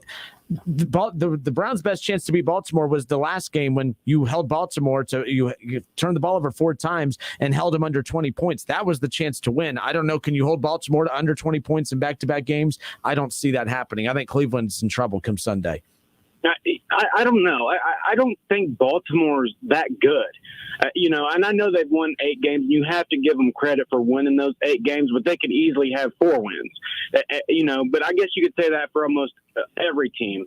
I just don't know who's going to win it. I think that it's a must-win game for both the Browns and the Bengals, because I think if somehow the Bengals can win against San Francisco at home and then possibly get that win against Denver, they're probably set up to win the division. So the Browns have to win this game to keep pace. Oh, I mean, and that's what's so key about all these divisional games down the stretch. That's why, that Browns-Bengals game in Week 17, that's building up to be a playoff game. I think the winner of that game is going to make the playoffs at that point, and I think the loser will be sitting at home. So I think it's going to be a fun stretch to the race to the finish line, that's for sure. But I agree. You have Baltimore this week and a team within your division. You can't lose and go down more than 2 games against them, because I don't think Cleveland's winning. Cleveland, I think they have a better chance of winning the division than they do of making the wild card, and that's unheard of usually. Yeah, I agree with you, and I hope to God you're right. I hope that. Who's your team, Wayne? Who's your team? I'm a Browns fan, but I don't hate on the Bengals. It's pretty much Ohio for me. I do think that some of the Bengals fans can be a little obnoxious, so I agree with you on there. But if the Browns don't win, I would like to see the Bengals win. I just think that, that's just the way I am. Ohio State, Ohio all around, Dayton, UD, Wright State, all of it. So. Well, you know what? That's fair. At least that's fair. I thought more people would be more like Ohio against the world around here. I'm always surprised here in the city of Dayton how divisive everybody is within the state. There is no Ohio against the world. It's everybody. I mean, it's crazy to me. Like Bearcat fans hate Ohio State. They hate for obvious reasons, but it's not just because of this season of them being in the playoff. That's been that way for years, where there is no, Buckeye country in Cincinnati. So it's very divisive. I'm sure it's like that in other states, but it has been interesting watching how divisive the state is when it comes to Ohio sports. It's funny you bring that out. I remember when DeVere Posey from Cincinnati, I'm pretty sure he went to LaSalle High School in Cincinnati. When he committed to Ohio State, like everybody in Cincinnati was like, what are you doing? Like, they wanted him to go to Notre Dame, but he went to Ohio State with Terrell Pryor and all those guys and everything like that. My last thing, guys, I'm sorry, my last thing, Kev. What's up with the Steelers, man? What a tale of 2 halves. Look, man, it's a crying shame where you can score 21 points in the fourth quarter and still lose this week, and then versus the Chargers score 27 points in the fourth quarter and lose. Like, I mean, people think it's as simple as just play like that in the first have. It's not that easy, man. Like, we got to remember, man, like when teams have these type of leads, they're not playing the same aggressive style of defense that they were playing beforehand. You know, if Minnesota was still aggressive the same way they were in the quarters that mattered, they would have continued to steamroll the Steelers. But they were, you know, playing it safe, trying to get up out of Dodge. I'm not fooled by this. The Steelers' offensive line is hot garbage. People talk about, oh, man, Ben is washed and everything like that. That may be true, but he's not the only problem that's on this team. The offensive line is a problem. The fact that the linebackers are playing horrible right now is a problem. The whole thing is a problem. And then to throw on the cherry on top, Chase Claypool is acting like an elementary school kid out there, and that's why he got benched for 2.5 quarters. So, you know, this season basically is a wash. I agree with you with the prevent defense because, you know, even if you want to say Ben Roethlisberger is washed, you let a guy like Ben Roethlisberger get hot. Like, exactly. You know, they almost came back last night because, I mean, that tight end should have caught that ball. That was a dime. That was a dime. What a dime. What a great throw. Like, I'm not going to take anything away from Ben and his 2 big-time performances he's had, especially versus Chargers and last night in the fourth quarter and the fourth quarter of the Ravens game. Not going to take nothing away from Ben. Ben is my guy. He's helped me celebrate 2 Super Bowl victories. He's a Hall of Fame quarterback and everything like that. Can't take anything from him. That pass that he threw yesterday that potentially could have got them a touchdown, and if they got the 2-point conversion, pushed it to overtime, that was one of the best passes he's thrown his entire career. Great defense by the Vikings. Like, he got whopped. You know what I'm saying? He got blasted. Freiermuth got blasted, and it was incomplete, unfortunately, for me and all of Steeler Nation. But, you know, I'm watching the game in the living room, and I go to the bed. When I go to the bedroom, that means I'm about to start winding down. And as I'm falling asleep, we score a touchdown. I'm like, all right, I'm going to stay awake. Then we score another touchdown. And just like everything in sports, adrenaline gets going. And then after we ultimately end up losing, I'm up for an hour because I'm all pumped up because, I think we're going to come back. Where I could have just went to sleep and caught the highlights. See, Cleveland's the type of team, how Cleveland starts is how they finish. Like, it drives me nuts. Like, when they start off to a slow, like, they can start out slow and wind down, but they don't know if they start out slow, they don't wind up. That drives me nuts. The Bengals are like that. The Bengals are the opposite. They start out slow. A lot of times in first halves all year, the Bengals have played some of their worst football to start a game, and then in the second half, they rev it up, kind of like what they did against the Chargers. Yeah. But they always do that. They play their best football in the second half. The Browns play their worst football in the second half. The Steelers played way better football in the second half last night. Wayne, I'm glad you asked that. Someone asked this. Wayne, stay on with us for one more second. Justin Nichols says, what did Ben say to Tomlin after those sacks? Yeah, do you guys know? I mean, we were slowing it down trying to do the whole lip reading thing, but it was pretty interesting. I'm sure he's saying what everybody else was saying. Get some dang help. Block. Like I think what they were doing at the beginning was disguising those blitzes, and you know, that's a young line that's only going to get better, and I don't think that they knew where it was coming from. Yeah, for sure. I mean, you saw Harrison Smith coming down in the box, scrambling to the high safety. So it's a ton of confusion out there. But you know what? We are in week 15, 16, whatever. Look, man, you're not no rookie no more, man. You're not no rookie no more. Like, we need you to understand what's going to happen, because ultimately you got a quarterback back there that's 40 years old. I thought he was concussed a couple times, and to Ben's credit, he keeps getting back up and everything like that. He's been doing that his whole career and everything like that. But at some point, like, somebody's got to do better. You got to be better at your job. Like, you can't just be like, well, sorry, Ben, we just missed the blitz. Well, you've been doing that the last 2 years. Well, not this group. This group's been doing that this entire season. So at some point, like, somebody's got to do better. And that somebody is the front office. And I mean, no matter if Ben's the quarterback next year, or if it's Dwayne Haskins, or if it's Joe Blow from Johnny Utah State, it don't matter who the quarterback is back there. If you ain't got time to throw the ball, if there's no run lanes for the running back to open, it's not going to do any difference. It's going to be the exact same thing. And that is exactly why Ben is the quarterback, because he's smart enough to read the defense and get the ball out hot, where a Mason Rudolph would just sit there and get blasted and probably fumble. Like, that is the only reason Ben is still the quarterback, because he, at 40 years old, which is a crying shame, still gives them the best chance to win. 518-1410, 518-1410. Wayne, thank you for the call. Theo Mims on Facebook says the Browns will win this Sunday and go on a roll into the playoffs. I like the spirit, Theo. He's a smart man. I appreciate that. And Shaw, leave Doug Toby and the rest of the Buckeye fans alone. He's going at Buckeye fans in there. The Buckeye fans are trying to put him back in his place where he belongs. And he's look at this. Doug Toby, there is a ton wrong with this comment. I'll just respond to the last part. No, you got to respond to the whole statement. This isn't like how you watch the season where you watch the entire season except the last one. Just the good parts. Yeah, you don't get to just go for the good parts, Shaw. I mean, that's your problem. You pick and choose when you want to watch and not watch. You pick and choose when you want to comment and not comment. Call in, Shaw. Let's hear from you. 518-1410. Say it with your chest. Let's go. Call into the show. You can do it. Doug Toby says about the Buckeyes, it was hairball and the administration at Michigan's plan all along. They didn't want to. Oh, we got to play some Buckeye music behind this. There you go. Shaw said, I watched every game. Oh, okay. Cap. Cap. Yeah, cap. Put those caps in the chat, please. Do I type cap or do you put like a cap emoji? The cap emoji. I don't know how to be cool. I'm just asking. Okay. Cap emoji. So Doug Toby says it was hairball and the administration at Michigan's plan all along. They didn't want to play a bunch of 21-year-old Buckeyes that were going to get drafted. Instead, let's play a bunch of freshmen and sophomores. The next year, when we have a bunch of 22-year-olds, next year at the shoe, it'll be opposite. We'll be older. They'll be younger. See, Doug, he's a smart guy. Shaw, you're going to lose this one. Doug's a bright guy when he's talking Buckeyes. When he talks Bengals, it's a different story. But when he's talking Buckeyes, Doug's a great guy. Shaw. Oh, yeah. And then you know how he ends his stuff? You know how Shaw ends his stuff, Kevin? Do tell. See you then. Go Blue. Big Ten champs. He puts Big Ten champs. That's adorable. First time since what? Can't be first time since 05, maybe. Yeah, I mean, Shaw sounds like a guy that just lost his virginity. He just wants everybody to know. 518-1410.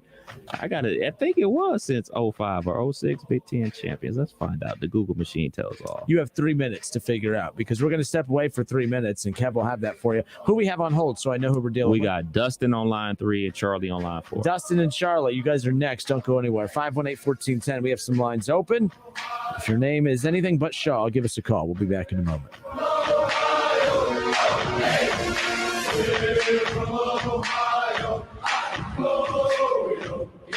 It's the Justin Kinner Show with Kev Nash. Justin, you're awesome, baby. Right here on 1410 ESPN Radio.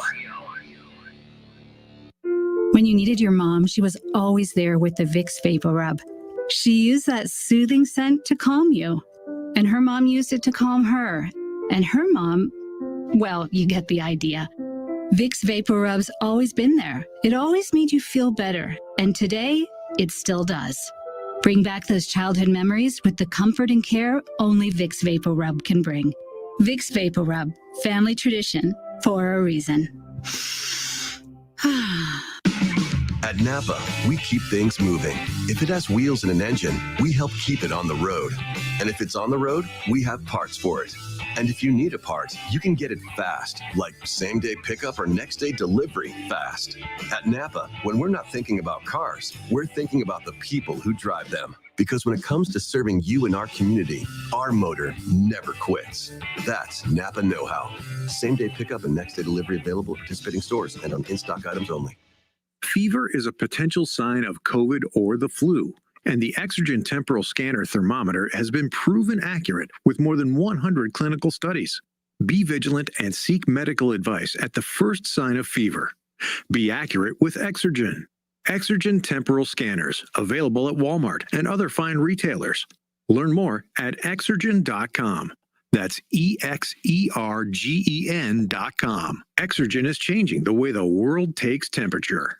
Folks, when you feed your dog, does he just stand there and look at you? Make your dog great again with premium foods from Homestead Feed and Supply. If it eats, we can feed it. 1833 North Dayton Lakeview Road, New Carlisle. Tell them the Colonel sent you. Hey, here to tell you about my friends at Cordell Transportation. They're now hiring Class A CDL drivers and offering a $5,000 sign-on bonus. That's right, a $5,000 sign-on bonus. Home daily, dedicated lanes, and no-touch freight. Brand new equipment as well. Medical, dental, vision, and company-paid life insurance. Call Cody right now. Apply online at CordellTransportation.com. Cordell Transportation, driven to succeed. Expand your tool set with professional power tools from Menards. Metabo HPT represents the gold standard in nailers, offers powerful cordless tools, and durable saws. Whether you're at home or on the job site, tackle any building project with Metabo HPT. When you need the best, turn to Metabo HPT. Grab a Metabo HPT 18-volt cordless drill for $79.97. Sale price good through December 12th. Plus, a Menards gift card is always a great gift idea.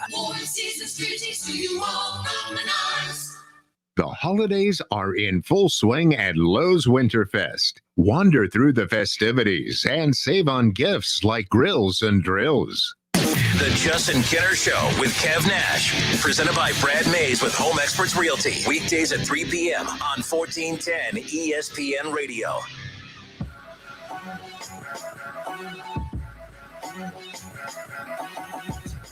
All right, we are back. Justin Kinner, Kev Nash with you here on a Friday. So you looked it up. Yes. Michigan, just to set the tone here, there's just this Michigan fan in the chat section. Find the Justin Kinner Show page on Facebook, watch along, and you can see all the foolishness from David Shaw himself live in the comment section. He's just, look, we all know Ohio State's better than Michigan. Michigan beat Ohio State this year. Super. Awesome. Act like you've been there before. I said, it's like he lost his virginity. He wants everybody to know. Hey, guys, I lost my virginity. Hey, guys, I got lucky over the weekend. Hey, guys, I scored last night. Hey, guys. Hey, hi, sir. Can I get you something to drink? Yes, I lost my virginity last night. He just wants everybody to know. He is telling everybody. Hey, Michigan, go blue, go blue. Michigan, Big Ten champs. It's like, okay, Ohio State does this every year. Taking the year off, that's okay. We'll be right back there next year, and you'll be right there playing in the Poinsettia Bowl or whatever else it is you guys normally play. Just relax. Act like you've been there before. And then to prove that he's been there before, he had to bring up, Kev, that it was all the way back in where? 03. Wow. 03, outright Big Ten champions, tied for the Big Ten championship in 04. So we'll even give you another one in another one in 2000. Tied for the Big Ten championship in 2000 as well. So that's what, 4 in the last 21 years, where Ohio State has 1, 2, 3, 4, 5, 6, 7, 8, 9, 10, 11, 12. Wow. 12. And as Mark Smith in the comment section, he so eloquently put, he says, man, I was 31 then. We've been whooping that blue ass for a long time. That's true. A long time. 12. And I think he put cap in there too. I'm not sure. I can't see the emojis on my screen. It's not working. I'm assuming that Mark Smith dropped cap emojis. Probably. We'll go with it. 12. Shaw, give us a call. 518-1410. Defend yourself.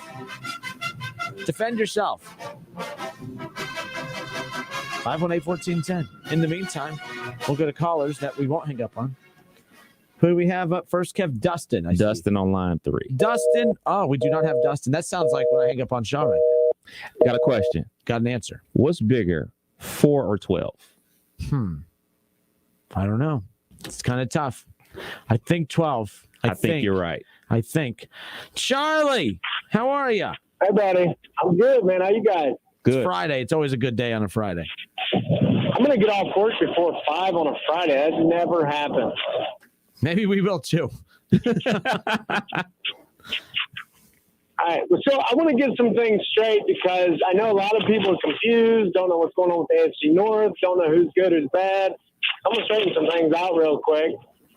First of all, I'm not in the group of people that hope that the Browns beat the Ravens. So if the Bengals win, they're in first place. I'm not in that group.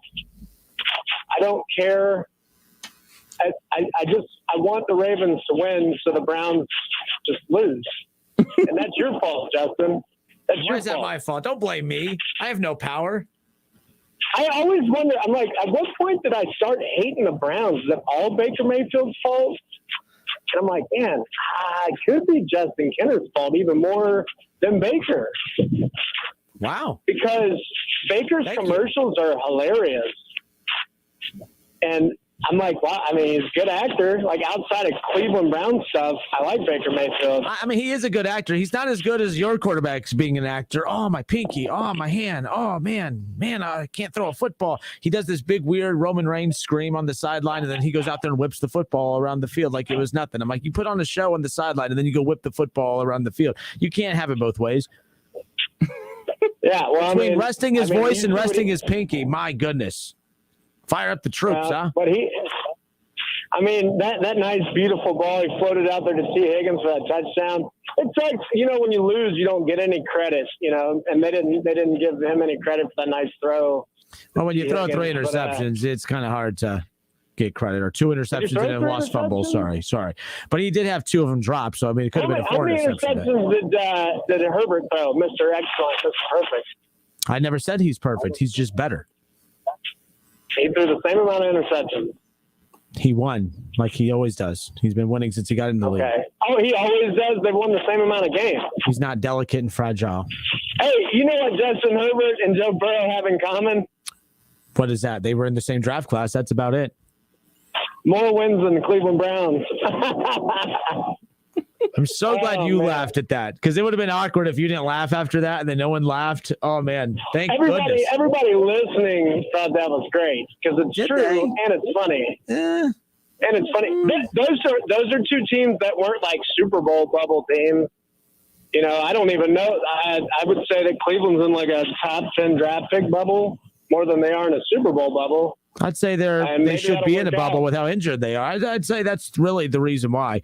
I mean, if your team was as banged up as the Browns, you would be saying the same thing, but you don't ever want to give the other team credit for being injured. It's just, they're just making excuses. They're just no good. Let's just forget about the fact that the team had Super Bowl expectations for a reason. It was because for the players on the paper, but players on the paper aren't actually out on the field because they're constantly injured. I mean, but yeah, let's forget that logic, Charlie. Let's just continue to expect the team to not look like they miss a beat, whether they're injured or not. I'm really curious to see, with you guys losing some key pieces now, I'm really interested to see when I start hearing the excuse bug from you. I mean, between your linebackers and your soft cornerbacks are always injured all the time, just like Cleveland's. I'm just curious. You guys have one more win than Cleveland, and you act like you're just head and shoulders better. It's so adorable. It really is cute. You act like a Michigan fan. The Bengals have been better than every single team they've played this year, except for 5 of them. Better than every team. That's the dumbest comment I've ever heard you say. They've been better than every single team they've played this year. The 5 lost Bengals team, that team. Absolutely true. That's absolutely true. They're better than every team they played this year. That's weird. They're better than every single team, including the Browns. They're better than the Browns. They'll win every single game. Head-to-heads don't matter, right? You're just going to say win-losses don't matter. We're just better. That's a good way to. I could see how, as a Bengals fan, you can compartmentalize it like that. Like, forget about wins-losses. I'm just going to keep telling myself we're better than everybody, and then that's how you sleep at night.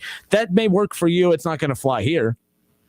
Okay, based on what I've seen watching football, Jeff said to lay off the pot, just so you know. For the whole season, everything that I've watched. No, every day of the year. I'd stay off the pot every day of the year if you're going to say foolish things like that. I don't smoke pot. Maybe you should. Maybe do some reverse action there. I'm telling you, honestly, the Bengals have been better than every team they've played, and there's no team that they're going to play coming up that is better than them. I think they're going to win 5 straight games. Oh, do you? I'm being honest with you. Well, you also thought they were going to beat the Chargers. How'd that work out? Trey Wayne's practiced, by the way, so he's actually going to start playing. Oh, okay. So we're going to get our number 1 cornerback, and we're going to be even better than we were before. Well, be careful. He might sneeze between now and then and kind of throw out his back, so you got to be careful before you say he's for sure back. All right. Well, we'll see. We'll see on January. And by the way, January 9th is not like, let's see whoever wins. I'm Justin Kinner. Let's see whoever wins going to go to playoffs. Whoever's going to sit at home, going to sit at home. You guys Time are going to be relevant by January 9th. I do not talk like that. I am not Brian Kelly at LSU, okay? I do not. My family. Yeah, my family. What the hell is that, Charlie? That was disrespectful. The Browns won't be relevant by January 9th, so it won't matter. we'll probably play Brandon Allen in that game because we'll be so far ahead of you because guys. that pinky, is that pinky going to still bother him, and that's why you're going to have to go to Brandon Allen? We'll be resting for the playoffs. Right. I believe you. Because the Bengals are going to win the AFC North. They're trash. I hope they don't fire their coach like they do every 2 years, because he's actually a decent coach. They'll do the right thing and keep their good pieces and get rid of the trash on their team. If you say so. But Charlie, enjoy your time off, getting off before 5, and enjoy your weekend, and maybe try that pot. Try something to reverse whatever you have going on between the ears right now. It's going to be a great weekend, man. I'm excited to watch the Bengals win. Okay, I don't know what weekend that is, but hopefully it comes up soon for you. Charlie, ladies and gentlemen, give him a round of applause. All right. Ron Moreland, he says, oh, my God, I'm a Bengals fan, but if I have to hear Charlie every day, I might have to declare we can't make mental health jokes on the show, but we saw where that was going, and you know where that was going. You know, it is what it is. It is what it is at this point. So, and Shaw is still arguing in the chat section about Michigan. Let it go, dude. Let it go. You lost. You won the game, but you're getting beat up in the comment section. It's bad. Let's see. I mean, I'm continuing to go down these comments. 518-1410. So Kev is right now putting on the final. He's putting on a caller on the final line that we had open. 518-1410. We have a 3-minute break right here. We're going to step away for 3 minutes, and we're going to come back. And Kev, who we all have on hold? We got Tim, Ron, and Nick. Tim, Ron, and Nick. And then on the other two, we have Eric and Michael and more. So 518-1410. We will be back in just a moment, going right into your phone calls. I got to catch up on what Shaw's chirping about. I know what he's chirping about, but it's just a matter of how crazy it is. We'll figure it out. You sure you want to do that? Well, he called you a liar earlier. Me? So yeah. Never. Kev would never lie. Exactly. I am kind of curious. We'll be back. 518-1410. Justin Kinner Show. Kev Nash. Don't go anywhere.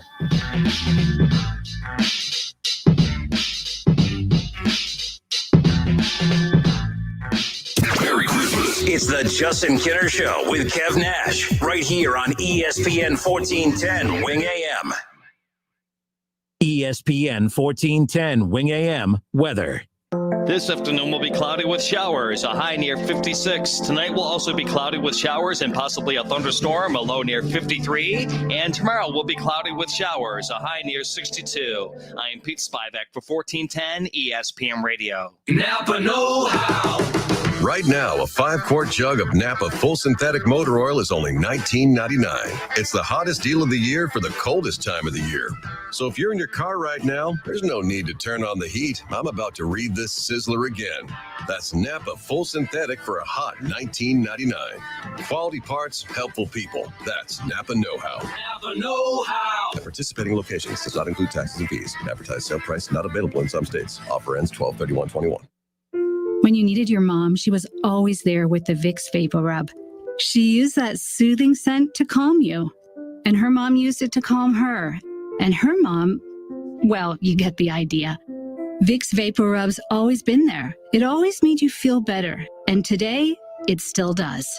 Bring back those childhood memories with the comfort and care only Vicks Vapor Rub can bring. Vicks Vapor Rub, family tradition for a reason.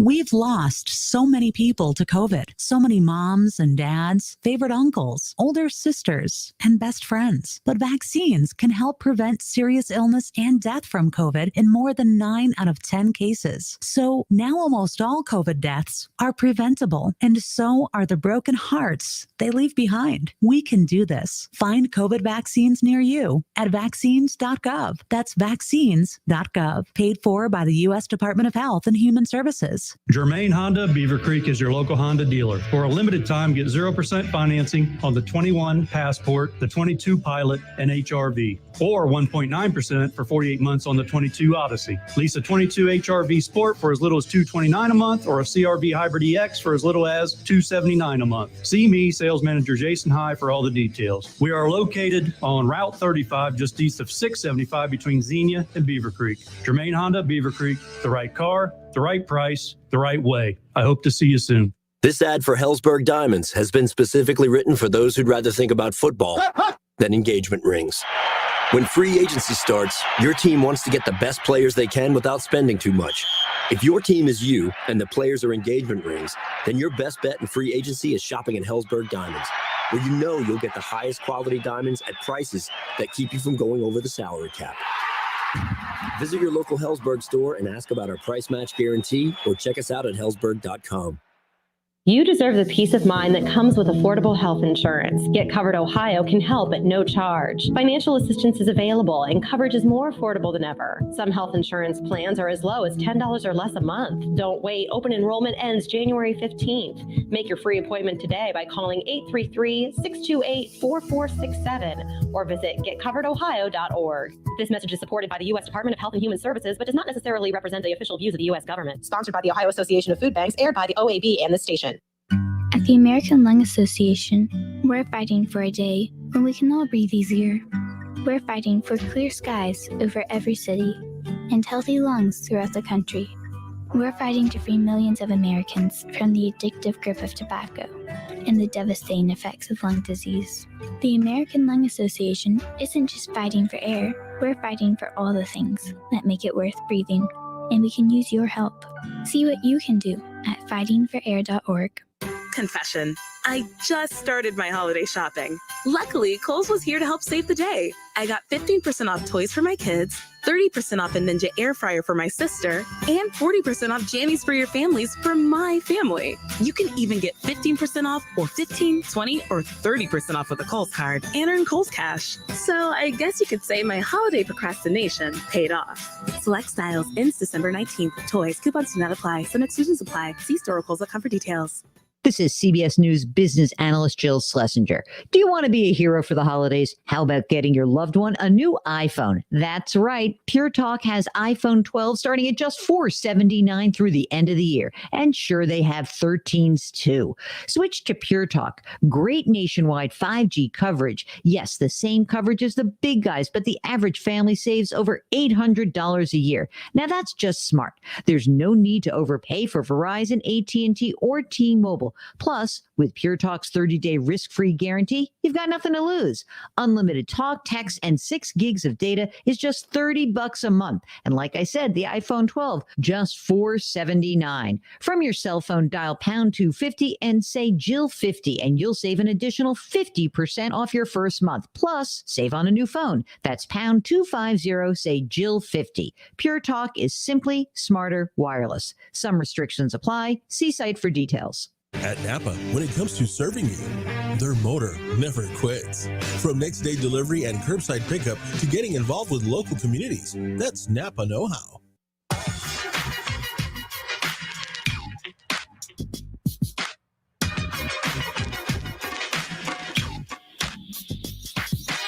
Justin Kinner, Kev Nash back with you here on 1410 ESPN Radio. David Shaw, in response to you, Kev, says that, well, most Big Ten champions, not Ohio State. That would be Michigan. So congrats. You lost. So keep talking about the past. Isn't that a Michigan thing to keep talking about the past? Oh, yeah. Like I told you. Like the way past, like decades and decades ago past. Like we're talking about, like you just ended a 10-year, remember we're talking about the 10-year war. This was a 10-year Ohio State dynasty that you finally put to rest. And I don't even think you put the dynasty to rest. I think they'll pick up where they left off last year, next year. Ohio State will win next year. And everything returns back to its normal, situation. Like it is what it is. Facts. And we talked about this before, man. I don't respect any championships from college football before 1970, if you dig my drift. Before everybody's allowed to play, it don't count.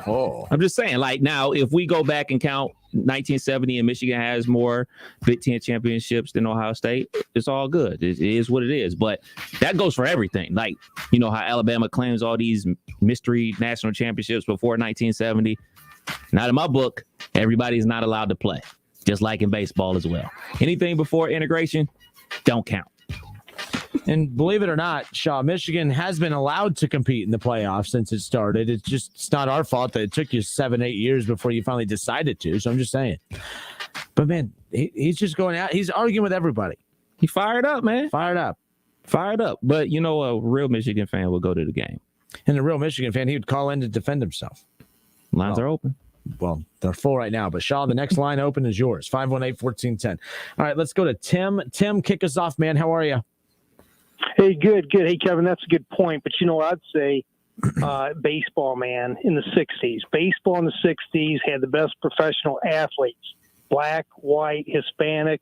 You know, I mean, the NFL was big, but you still were getting some of the very best athletes playing baseball. So I would say for baseball, anything after, I mean, you know. No, I'm not saying like 1970 period. I'm saying before integration in whatever sport. Yeah.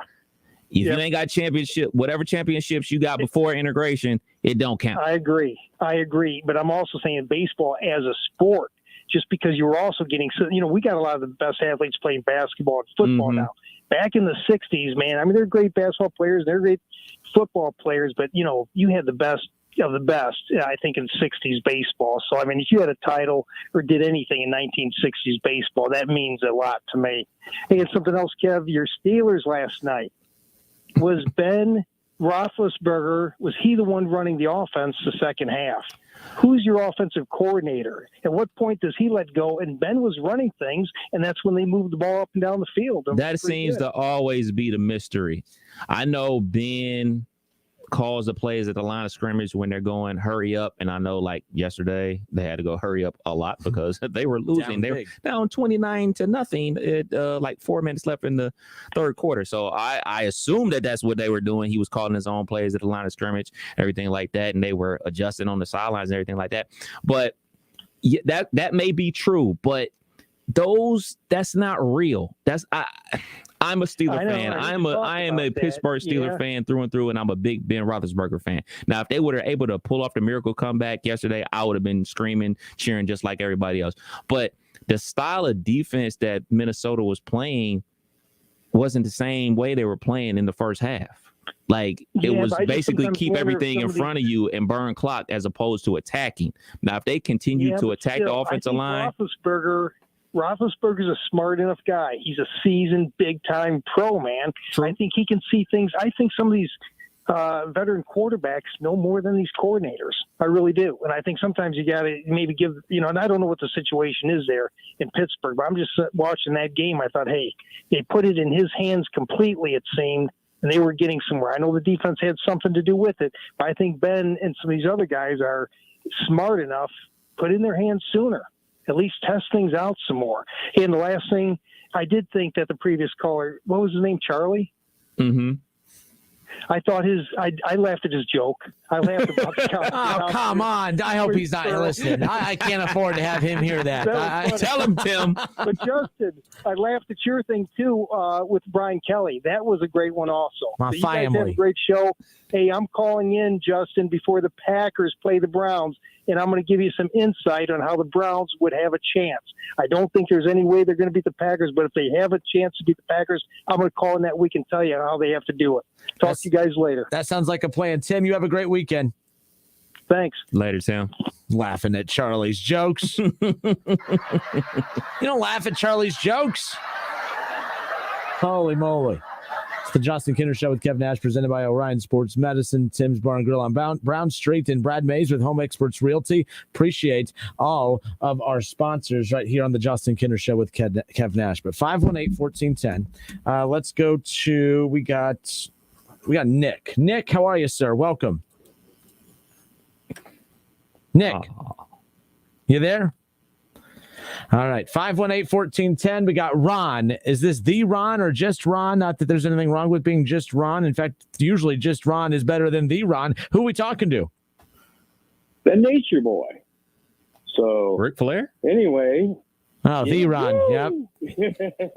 Holy moly, Ron. What do you got for us? I know you've been sitting on hold a while. You got all these jokes that you're ready just to unleash. You already got your Ric Flair one out of the way.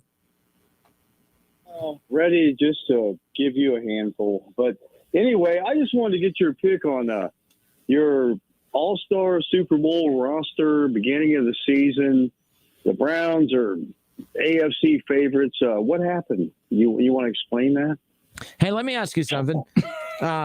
If Tom Brady got hurt and missed some games, if the entire offensive line is hurt and missed some games, if your run game's out the entire season pretty much off and on, if your star receiver, how about Antonio Brown, by the way? My goodness, was last year a fluke, or was last year's season as fake as his COVID ID card, or I have no clue. I don't know what to make of the Bucs, Ronnie. But let me ask you, if that whole team is beat up and injured, would they perform the same? Probably not. But okay, that's all I needed to hear. That's all. That's your answer. That's all it. I want to tell you is. What do you want to tell me, Ron? Look at last year's resume, so they can go ahead and flop this year. It already made, the Browns look like they are. But anyway, they look like they're injured. I agree. You really think that with the remaining schedule, you guys are going to make a wild card? Yeah. I'm not Shaw. I'm not going to pick against my team or say my team's going to, I'm realistic. I could pick and choose where I think my team, like I'm not going to pick my team against the Packers. I think they have a shot against the Packers, but, I'm realistic, but I'm going to watch the game. Why not? Look, they're at Baltimore coming up, or they're at home against Baltimore coming up. I think they win that game. It's going to be tough. I think they win that game. You got the Raiders. You're at Green Bay. You're at Pittsburgh. Look, they're going to win 4. They're going to win 5 of their last 6 here. 4 of their last 5 here, including that game against Cincinnati. Well, so the Cleveland Browns are fine. As long as they don't continue to lose more guys to injury, Cleveland will be fine. I hope they beat the Packers. That would help my team out a little bit. But, I was going to ask you, so would you and Shaw have a breakup or what? What the hell are you laughing for? That wasn't even that funny. I wasn't expecting that. Did you break up with him, or did he break up with you, or did you break up with him? I can't quit you. So, it was a mutual separation. I'll tell you Ron. what. I'll tell you what. What are you going to tell me? You keep saying that. I tell you what. What are you going to tell me, Ron? I'll give you a little taste of him, okay? You ready? Say that less weird, but yeah. Come on. All right. Come on, Justin. Okay. One more time. All right, Justin, I'm tired of hearing about this. And, anyway, I know how he talks. He's kind of lazy. But, I don't know, you guys must play golf together. No. So we don't. That must be one hell of a foursome when you play with it, man. All right, Ron, I'm going to treat you like him, and I'm dropping the call. 518-1410. What is wrong with him? I am done, man. This is definitely a Friday show. This is definitely a Friday show in December, man. Oh, yeah. 518. Are we going to hear from Shaw? Is he ever going to man up and call into the show? Yes. Is he going to be caught up in his feelings? 518-1410. Maybe Shaw will finally call in. We don't know. We'll be back in a moment.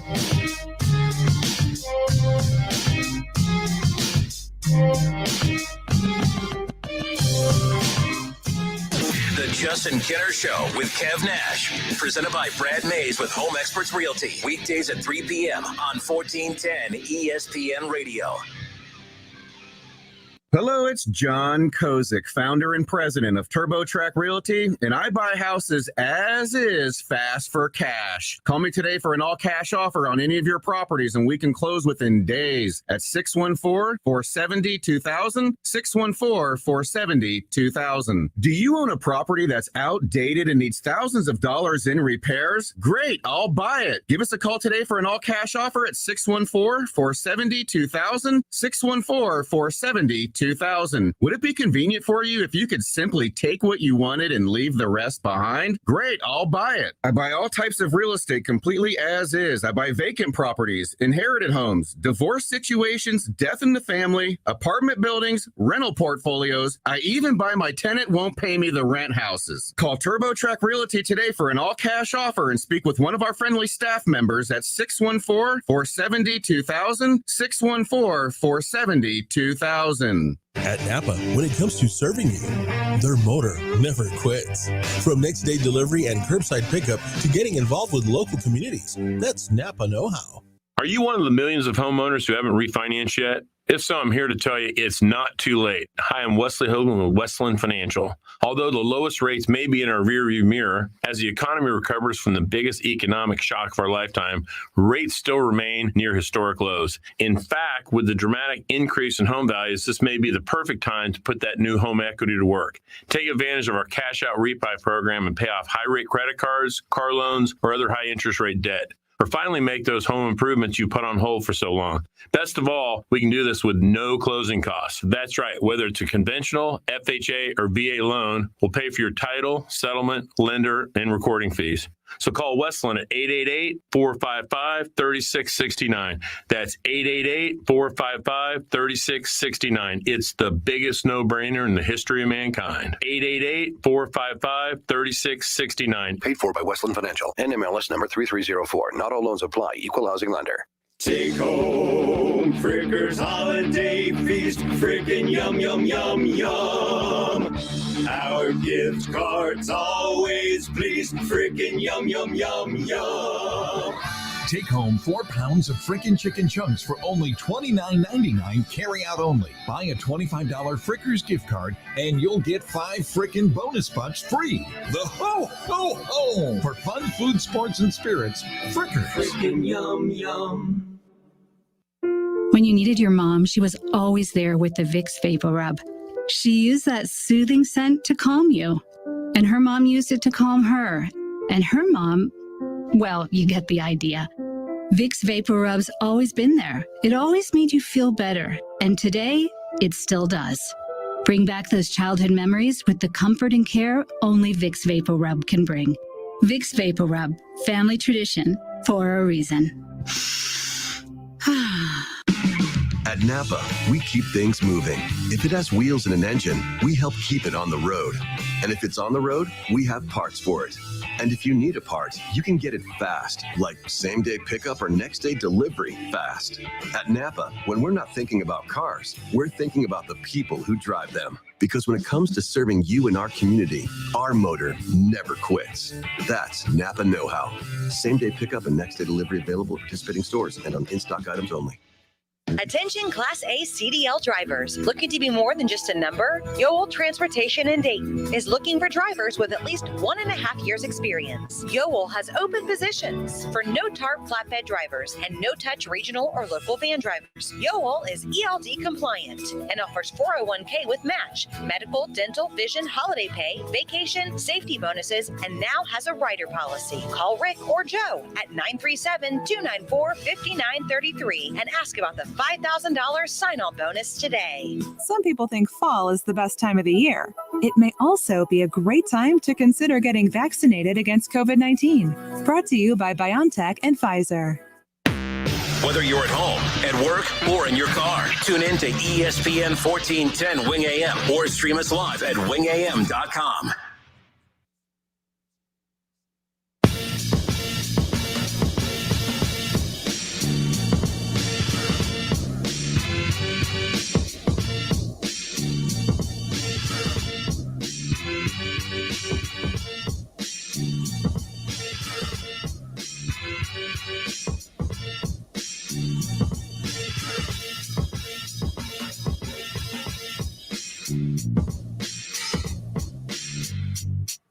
Justin Kinner, Kev Nash back with you here on 1410 ESPN Radio. Brad Mays with Home Experts Realty is one of the latest sponsors of the Justin Kinner Show with Kev Nash weekdays from 3 to 6.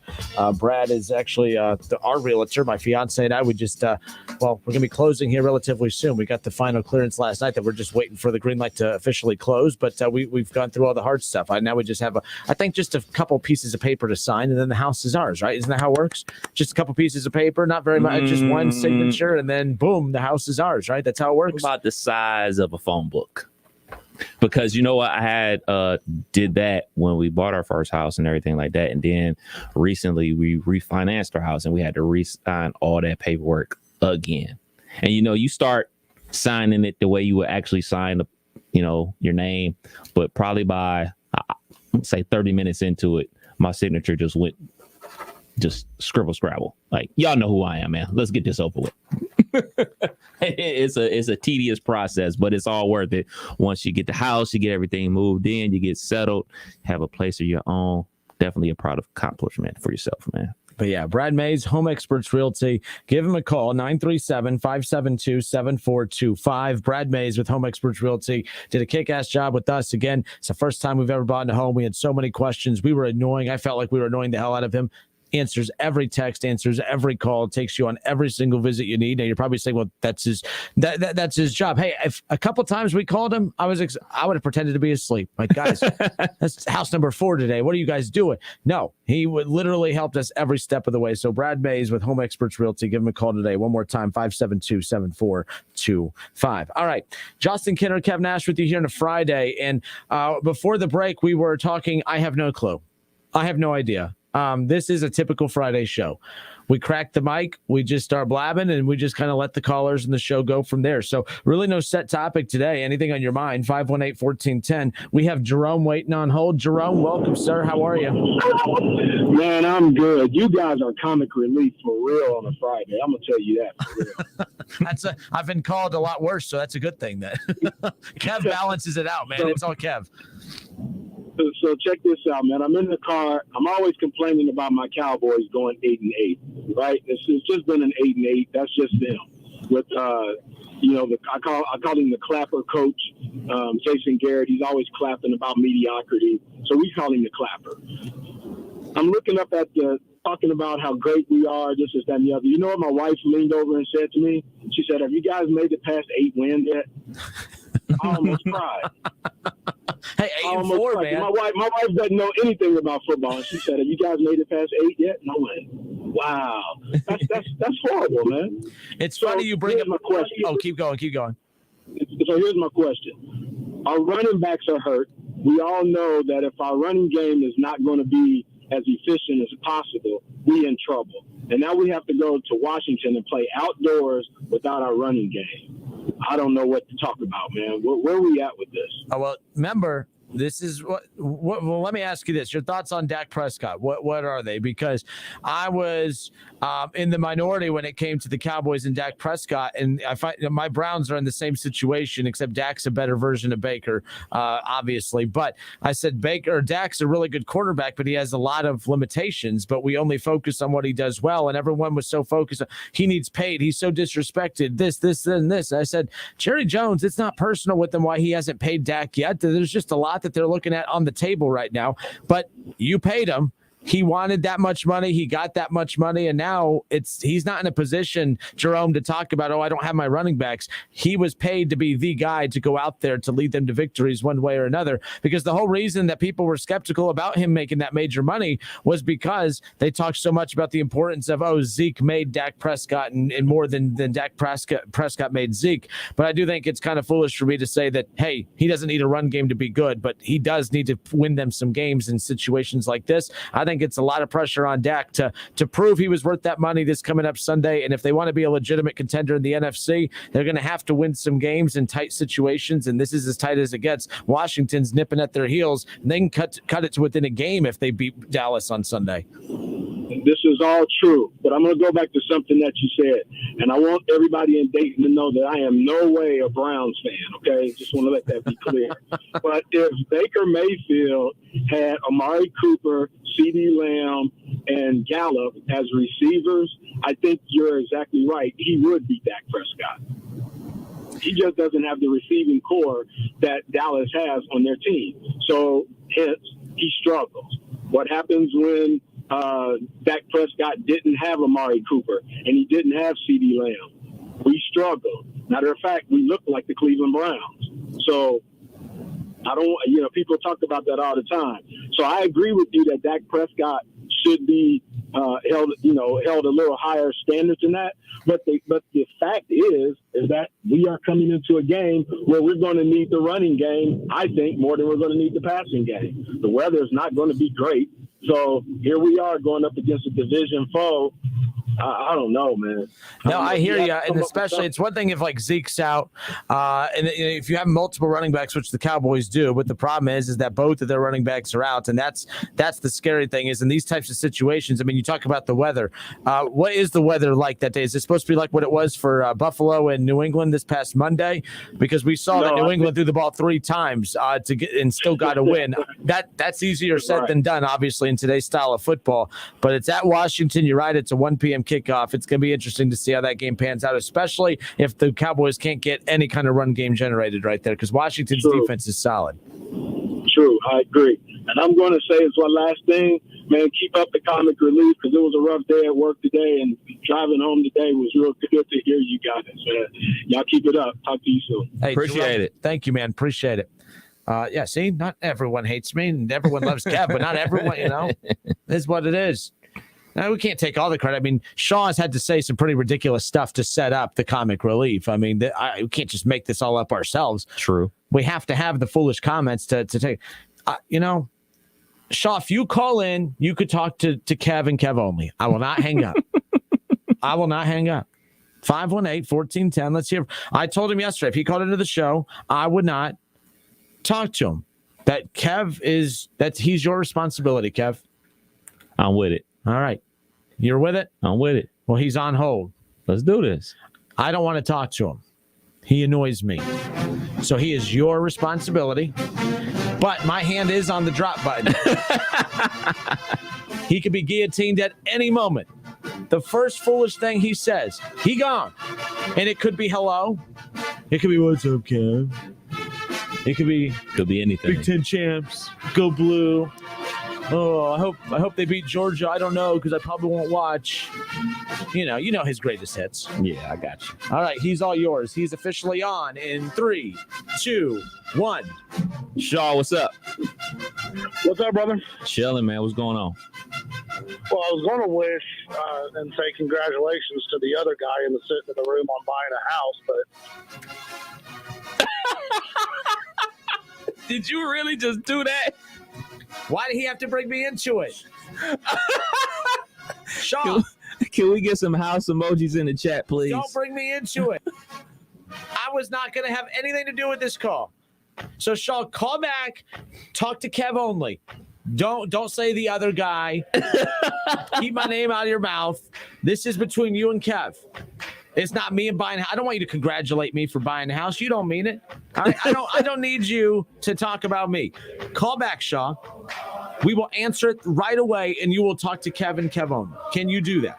Is that possible? Goodness. All right, here he is. He is officially on in 3, 2, 1. What's up, Shaw? What's going on? Am I still on or not? You are on. You are on. You are on. I wish you nothing but the best of luck while you're on, by the way. Hey, it can drop at any point, apparently. Yeah. So what are we talking about today? I thought you wanted to talk about the game coming up on New Year's Eve. Oh, no, we can talk. We got plenty of time to talk about that, man. I know you was getting crazy in the chat, man. I know you going at the Buckeye Nation and talking about how many Big Ten championships Michigan has and everything like that. What you want to talk about? You all got 25. We got 21. I counted it up. It's all good. Yeah, we took a 10-year absence from playing football, but it's all good. When we lost 10 years ago, all I kept hearing was, all you talk about is the past. All you talk about is the past. Well, now that we won the game, it seems like a certain... You're still talking about the past. You won the game, you're still talking about the past. I'm out. Hey, man! I thought this conversation was between me and Kev. I just didn't think you were going to say something as stupid as that. You sat there and said, you talk about the past. And then you finally beat Ohio State, and you still keep talking about the past. Kev, he's all yours. No, I'm talking about 42-27. That's what I'm talking about. That's what I'm talking about. 2021 Big Ten champions. That's what I'm talking about. Anyways, back to the civil conversation. But do you get where I'm coming from with I do not count championships from any conference or any sport before integration. Like, we had Tim call in and bring up a great point about baseball in the 60s and everything, where everybody was allowed to play. Like, that's when you get your best. You get everybody allowed to play. That's when you get your best. In the Big Ten, I believe integration happened like in 1960 or something like that. No, it didn't happen in the SEC until like the 70s and stuff like that.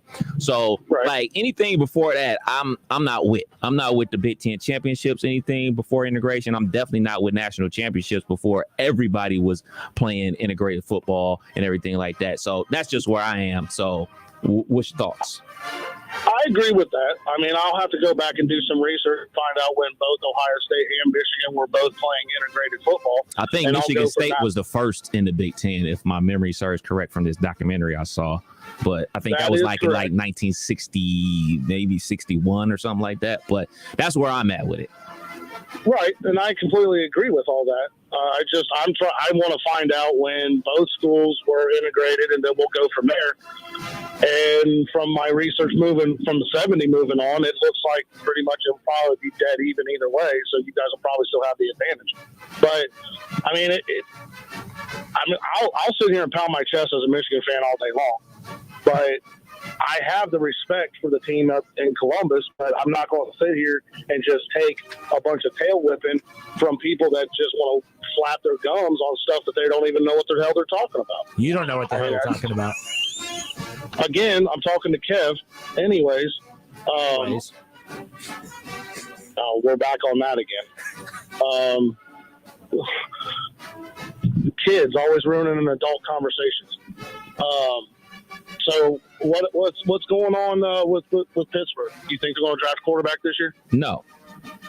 They need to draft either whoever's the best offensive lineman available or the best defensive tackle available. Maybe the kid from Georgia, the big-time defensive tackle from Georgia, or maybe the center down in Iowa. They need to get that offensive line fixed, infused with young talent. They got young players on there, but they're not talented. So you need, no matter who they stick back. You just brought up another question I got. You just brought up another question I have. So speaking of the defensive lineman from Georgia. Yeah. Who just won defensive player of the year. Yeah. Have you looked at his stats compared to a certain defensive lineman from Michigan? Well, that's a difference between playing on the interior versus the exterior. When you get allowed to get after the quarterback and stuff like that, his role isn't to get sacks and everything like that. His role is to eat up the center and the guard and potentially two guards to make sure that the linebackers have clean roaming room to make all the tackles. They play a 3-4. Y'all play a traditional 4-3. He comes off the edge screaming, trying to get after the quarterback and everything like that. So, it's different styles. It's a different style of football. It's a different position. The defensive tackle and defensive end are two totally different things. Which, very true, very accurate. But Hutchinson going to New York for the Heisman, so it's all good. Which he won't win, but I'm glad he's there. I think Bryce gets that one. I think he ate that up in the SEC championship. But you also said that Michigan wouldn't beat Ohio State, and then when they beat Ohio State, then you're like, "Oh, Big Ten champs, yeah, baby, yeah, Mr. Shaw, Mr. Michigan, Mr. Wolverine, baby, yeah." That's what you'll do. So if Hutchinson wins, you'll be like, "I told you he's gonna win." No, oh my goodness, he's Aaron Donald of college football, baby. Would you like to know why he's not going to win? Would you like to know why he's not going to win? Not really, but I feel like you're going to tell us anyway. Yeah, I'm going to. There's only one defensive player to win Heisman Trophy, and he played wide receiver and returned kicks and punts. Hutchinson didn't do all that. And that's the only way it will ever happen. Is a safety or a defensive back will have to also play wide receiver and return kicks to get offensive stats. It will never happen until somebody wakes up and does that again. Or it'll be an offensive award for the rest of time. Yeah, it's always going to be an offensive award going forward. It's going to take a miracle for a defensive player to get it. It's going to be the quarterback on the team that has a chance to win a national championship. That's how the award has evolved over the years, unfortunately.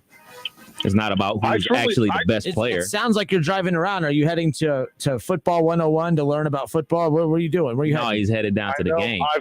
You heading down early, huh? No, I'm not going to the game. I can't afford that ticket. You're not going to the game like you're not going to watch the game. And then whenever we tell Jason Fitz that you're not going to the game, you're going to throw a temper tantrum and say, oh, I never said I wasn't going. You lied through your teeth. That's why I threw a temper tantrum. You lied straight through your teeth. So we can all agree you threw a temper tantrum. Yeah, I threw a temper tantrum. I'll raise my hand to that. I've raised my hand to everything I've been wrong about. You guys are acting like the ones that I never watched Michigan. I only watch when I want to watch and not blah, blah. That's not what I said. I said this was going to be the first Ohio State-Michigan game that I wasn't going to watch live, and it turned out I wound up watching it So you live lied. anyway. So you're the liar. You called us liars. I think you're lying. You said you weren't going to watch and you watched. That sounds like a liar to me. Because my family changed it up. My family.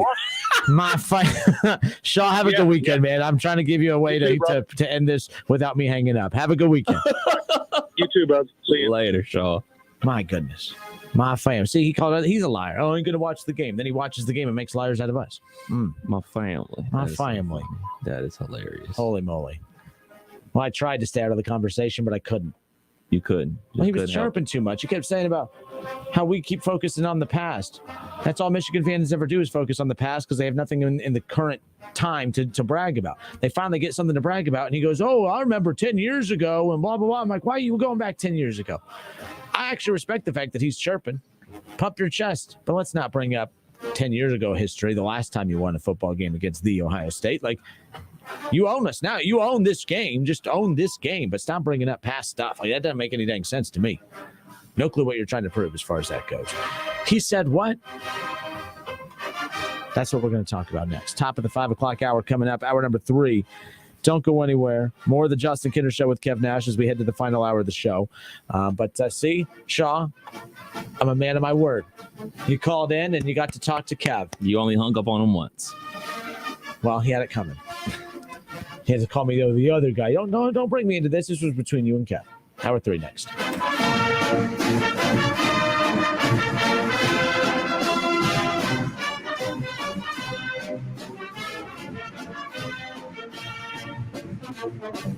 Real quick, just because it's Friday, before I actually go to break. Mikey, if you're listening, I want to hear from you. It's been a while.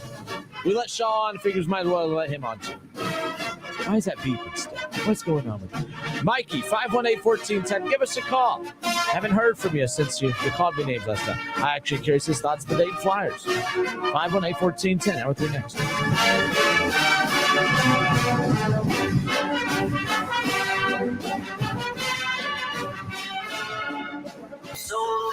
You're listening to Dayton's ESPN radio station, 1410 Wing AM.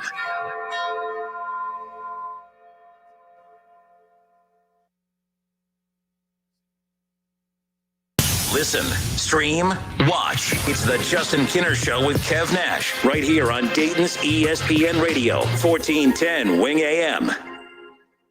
ESPN 1410 Wing AM weather. This afternoon will be cloudy with showers, a high near 56. Tonight will also be cloudy with showers and possibly a thunderstorm, a low near 53. And tomorrow will be cloudy with showers, a high near 62. I am Pete Spivak for 1410 ESPN Radio. Weather is brought to you by Cullet Seal Coating, protecting the asphalt surfaces at your home, office, or commercial property. Introducing infrared patching, a new technology for your property. This service and more at culletsealcoating.com. Todd thought it would be secure to jog in the cheetah savanna. Todd believed the big cat repellent he bought online was reliable. And now Todd is trying to be faster than this cheetah that can run 80 miles per hour. But the good news is Todd has AT&T 5G that is fast, reliable, and secure. And he learned the best thing to do is stop running and toss her the backpack with the beef stew. AT&T 5G. Fast, reliable, secure. It's not complicated. 5G requires compatible plan and device. 5G may not be available in your area. See att.com/5G for you for details. You may be into punk rock, soft rock, or classic rock, R&B, hip-hop, or house, country, techno, or techno-country. But no matter what kind of music you listen to, here's something else you should hear. Please consider getting vaccinated. Talk to your pharmacist today about Comirnaty, COVID-19 vaccine mRNA. This message brought to you by BioNTech and Pfizer. Confession. I just started my holiday shopping. Luckily, Kohl's was here to help save the day. I got 15% off toys for my kids, 30% off a Ninja air fryer for my sister, and 40% off jammies for your families for my family. You can even get 15% off or 15, 20, or 30% off with a Kohl's card and earn Kohl's Cash. So I guess you could say my holiday procrastination paid off. Select styles ends December 19th. Toys, coupons do not apply. Some exclusions apply. See store or Kohl's.com for details. Hello, this is Discover, and we take customer service very seriously. We know that if you have a question or concern about your credit card, that's a serious matter, and you need to talk to a real person about it. So we offer around-the-clock access to seriously talented representatives in the USA. Again, it's a serious endeavor. The only funny thing about it is Bob. If you call us and Bob answers, you're in for a treat. Get 100% US-based customer service and talk to a real person day or night. Discover. Exceptionally common sense. Do you have an old sports program, baseball, photo, ticket, or game-used equipment just collecting dust? Sports Investments wants to buy your sports memorabilia. They're also interested in old sports cards and also buying political, aviation, and entertainment items. Bring your collectibles to Sports Investments and get a fair value on the spot. If you decide to sell, they'll pay you immediately. Sports Investments is the largest buyer of memorabilia and cards in the area since 1993. Sports Investments also feature the best selection of autographed memorabilia, sports cards, and other collectible items for sale, including all your favorites like Tiger Woods, LeBron James, Joey Votto, the Bengals, the Browns, the Big Red Machine, UC, XU, UK, NKU, UD, Louisville, Notre Dame, and Ohio State, just to name a few. You'll enjoy the experience of dealing with the Walter family. Call them at 513-891-5000. Email adam@sportsinvestments.com or visit them on Montgomery Road, right off I-275, just 40 minutes from WING. Hey, here to tell you about my friends at Cordell Transportation. They're now hiring Class A CDL drivers and offering a $5,000 sign-on bonus. That's right, a $5,000 sign-on bonus. Home daily, dedicated lanes, and no-touch freight. Brand new equipment as well. Medical, dental, vision, and company-paid life insurance. Call Cody right now. Apply online at CordellTransportation.com. Cordell Transportation, driven to succeed.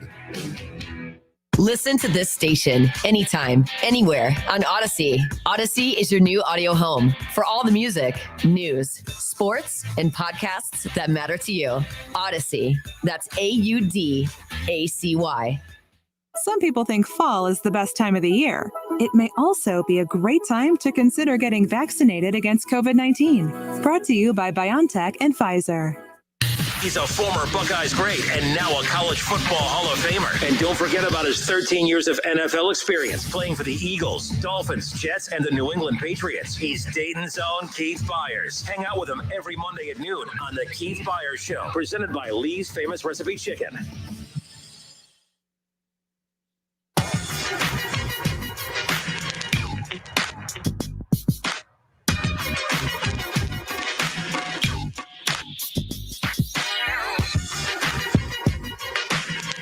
(518-1410). We're putting up the bat signal for Mikey. Mikey, if you're listening, you are more than welcome to call in. Maybe we could hash things out. I don't think I'm necessarily sorry. You made some sorry excuses last time you called in, but you called me some pretty bad names that I didn't catch at the time.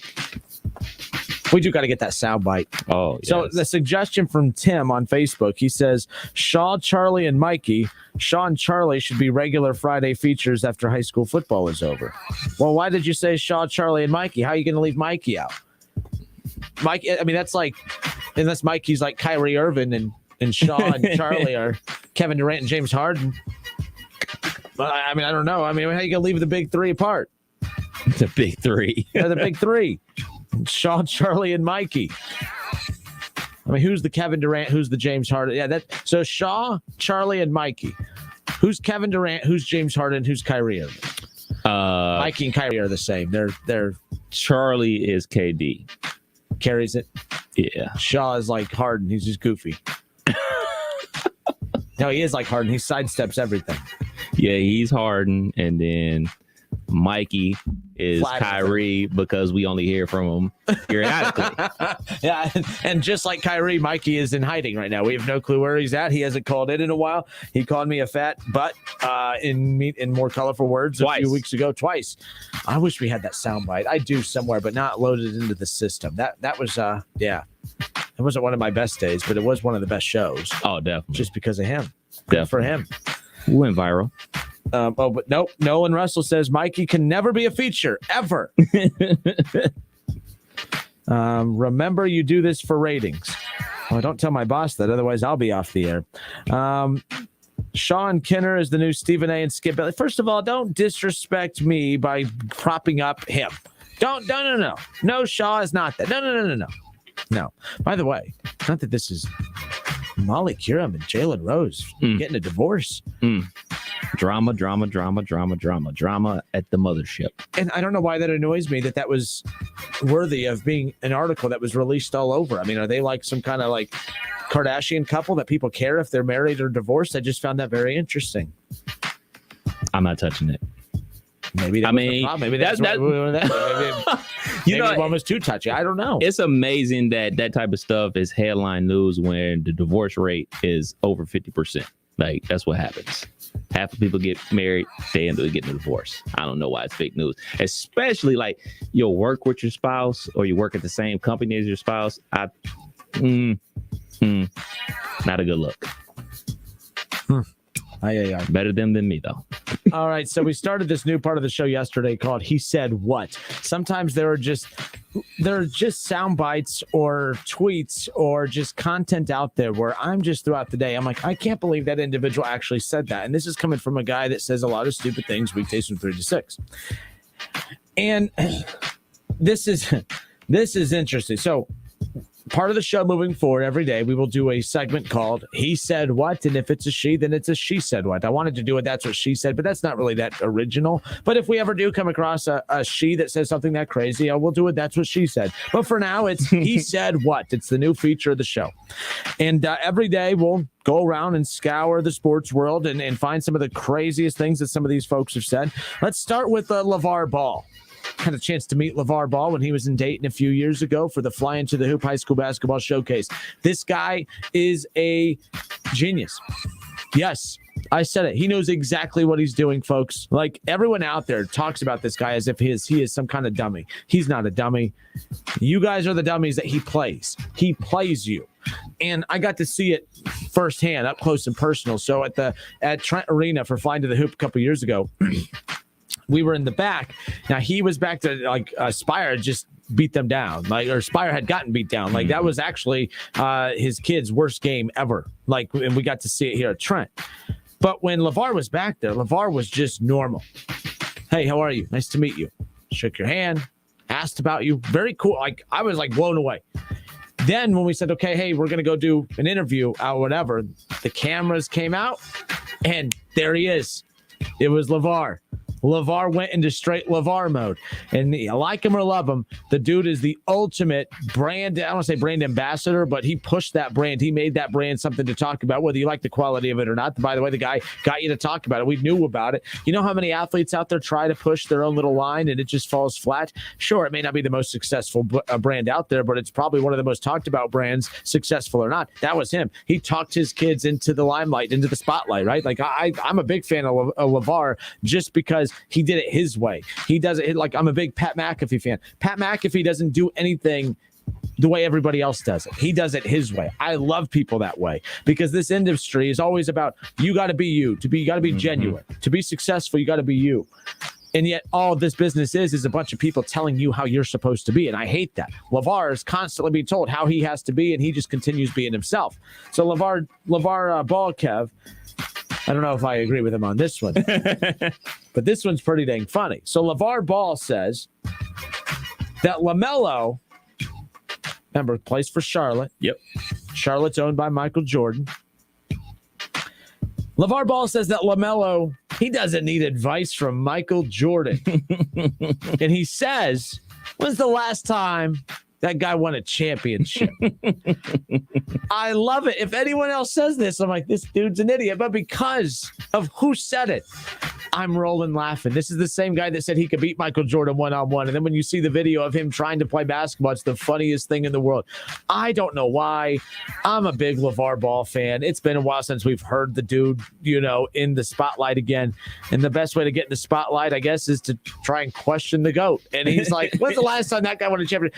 I mean, what do you make of this? There's nothing made to be made serious about it, but it is pretty funny because it's typical LeVar Ball stuff, man. Remember yesterday we were talking about Kirk Herbstreit and him going at fans on Twitter being off-brand.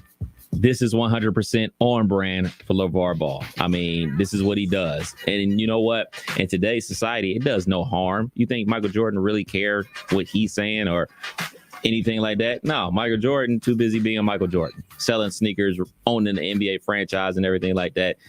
No harm, no foul until LaMelo got that contract coming up, though. But LaMelo, to his credit, is balling his butt off. So no matter what his old man says, he'll be good. But this is nothing. This is nothing. This is LeVar being LeVar, pushing his brand, pushing his kids to the forefront. And that's all you really can say about it. So this is interesting. Like, if you think about where the Ball family, where the Ball brothers have been drafted, they've all been drafted around some of them significant 80s and 90s superstars. And what I mean by that is, you remember LaMelo or the first brother, Lonzo Ball, was drafted to the Lakers, where Magic Johnson was. There was that weird dynamic where LeVar wanted to be at practice, and there was many times where Magic Johnson had to go to, and he called out Magic Johnson. Man, Magic Johnson, he's a great player, but he's not a great. He called out Magic Johnson all the time. Then I'm like, okay, his kid's going to go to Charlotte. That's a safe destination there. No, because that's where Michael Jordan is. And he keeps getting in these situations where he's able to call out these all-time greats who happen to be guys that work within the organization or who own the team, like Michael Jordan. So that's why I just find it funny. Like, I was like, oh, Charlotte, that's a safe spot to go. He can't get in any mouthy trouble there. Well, Michael Jordan owns the team. And when you say something crazy like that, it makes it pretty simple. But yes, for our He Said What portion of the show, LeVar Ball in an interview says that LaMelo Ball, his son, does not need any advice. He was asked about, the significance of playing for Charlotte and having that team owned by the greatest player of all time in Michael Jordan. Does he ever reach out for advice? And LeVar says he doesn't need to reach out to Michael Jordan for no advice. When's the last time he won a championship? It's so dumb, it's funny. That's why you just got to laugh and move on. All right, up next on our He Said What. This isn't good for Browns fans. It's not good for me, but Myles Garrett there was some clips that were revealed from practice today where he was going off on some teammates, not in in a leadership more way, just calling guys out. He was asked about how the Browns' preparation to practice was this week coming off the bye week, and Myles Garrett had this to say, Kev. He goes on to say that, that the focus has not, that they have not been as focused as he wanted this week, but there's still 48 hours to get it right. This isn't just some random no-name on the team saying this is Myles Garrett, who is usually a loosey-goosey, fun guy that keeps the energy loose. In this clip, he's angry. He's not smiling. He's not his typical self. There's clips of him calling out teammates and stuff, which I like, by the way. I hate when those clips go out and they say, oh, look, he's being, getting on teams, yelling at teammates. He's being a, disruptor of the team. No, it's called being a leader. But as a Browns fan and Browns fans listening, and I'm sure Charlie and all the Bengals fans love hearing this, but what do you make of that? Myles Garrett saying that, hey, that, he's not a fan, that, they have not been as focused as he would like them to be this week coming out of the bye week, but there's still 48 hours to get it right. Somebody taking it serious. Somebody knows that this is do or die for the Cleveland Browns. Why not it be your second best player?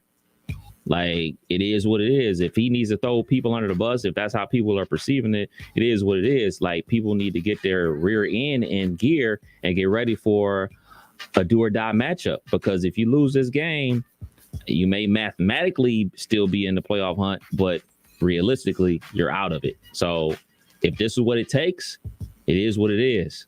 Throw people under the bus, wherever people want to call it. Him being immature, I don't see it that way either. Somebody got to speak up. If the coach ain't going to speak up, if other players on the team ain't going to speak up, somebody has to do it. If it's Myles Garrett, so be it. All right, next up on our He Said What. Nolan Russell, real quick, and you can chime in on Facebook, but He says that roid rage. Got you can call it roid rage, road rage, just straight up anger, but that's not the dude, roids or not, that you want to upset. I'm telling you that. Yeah, much. especially if it is roids. I am concerned. Like, Myles Garrett's been very chirpy this year, and not in a bad way. People who get mad at players for being chirpy and calling out the team for their issues, those players sometimes aren't the problem. Myles Garrett's definitely not the problem. Kev, you've made a lot of good points about his production in regards to statistically, the season sack leader, at least he was heading into this past week or before the bye. But like the impact sacks, like we saw, that Steelers-Ravens game, we saw a lot of TJ Watt making big plays late in that game that set up the Steelers to get that win against the Ravens. I know they lost last night, but I was thinking of that when I was watching Watt get some of those big plays down there. I'm like, that's kind of what they do. Myles Garrett doesn't get a lot of those. Right. But I do think he is being a leader in these situations. People got mad that he called out coaching a few weeks ago. I wasn't a fan of that, of the coaching thing, but I am a fan of this. Because obviously the Browns have not played to the expectations of them or their fan base this season, especially all that money that they spent on defense. And if he's the leader of the defense, somebody's got to speak up. Because, we don't hear from the assistant coaches. We hear from the head coach and we hear from the star players.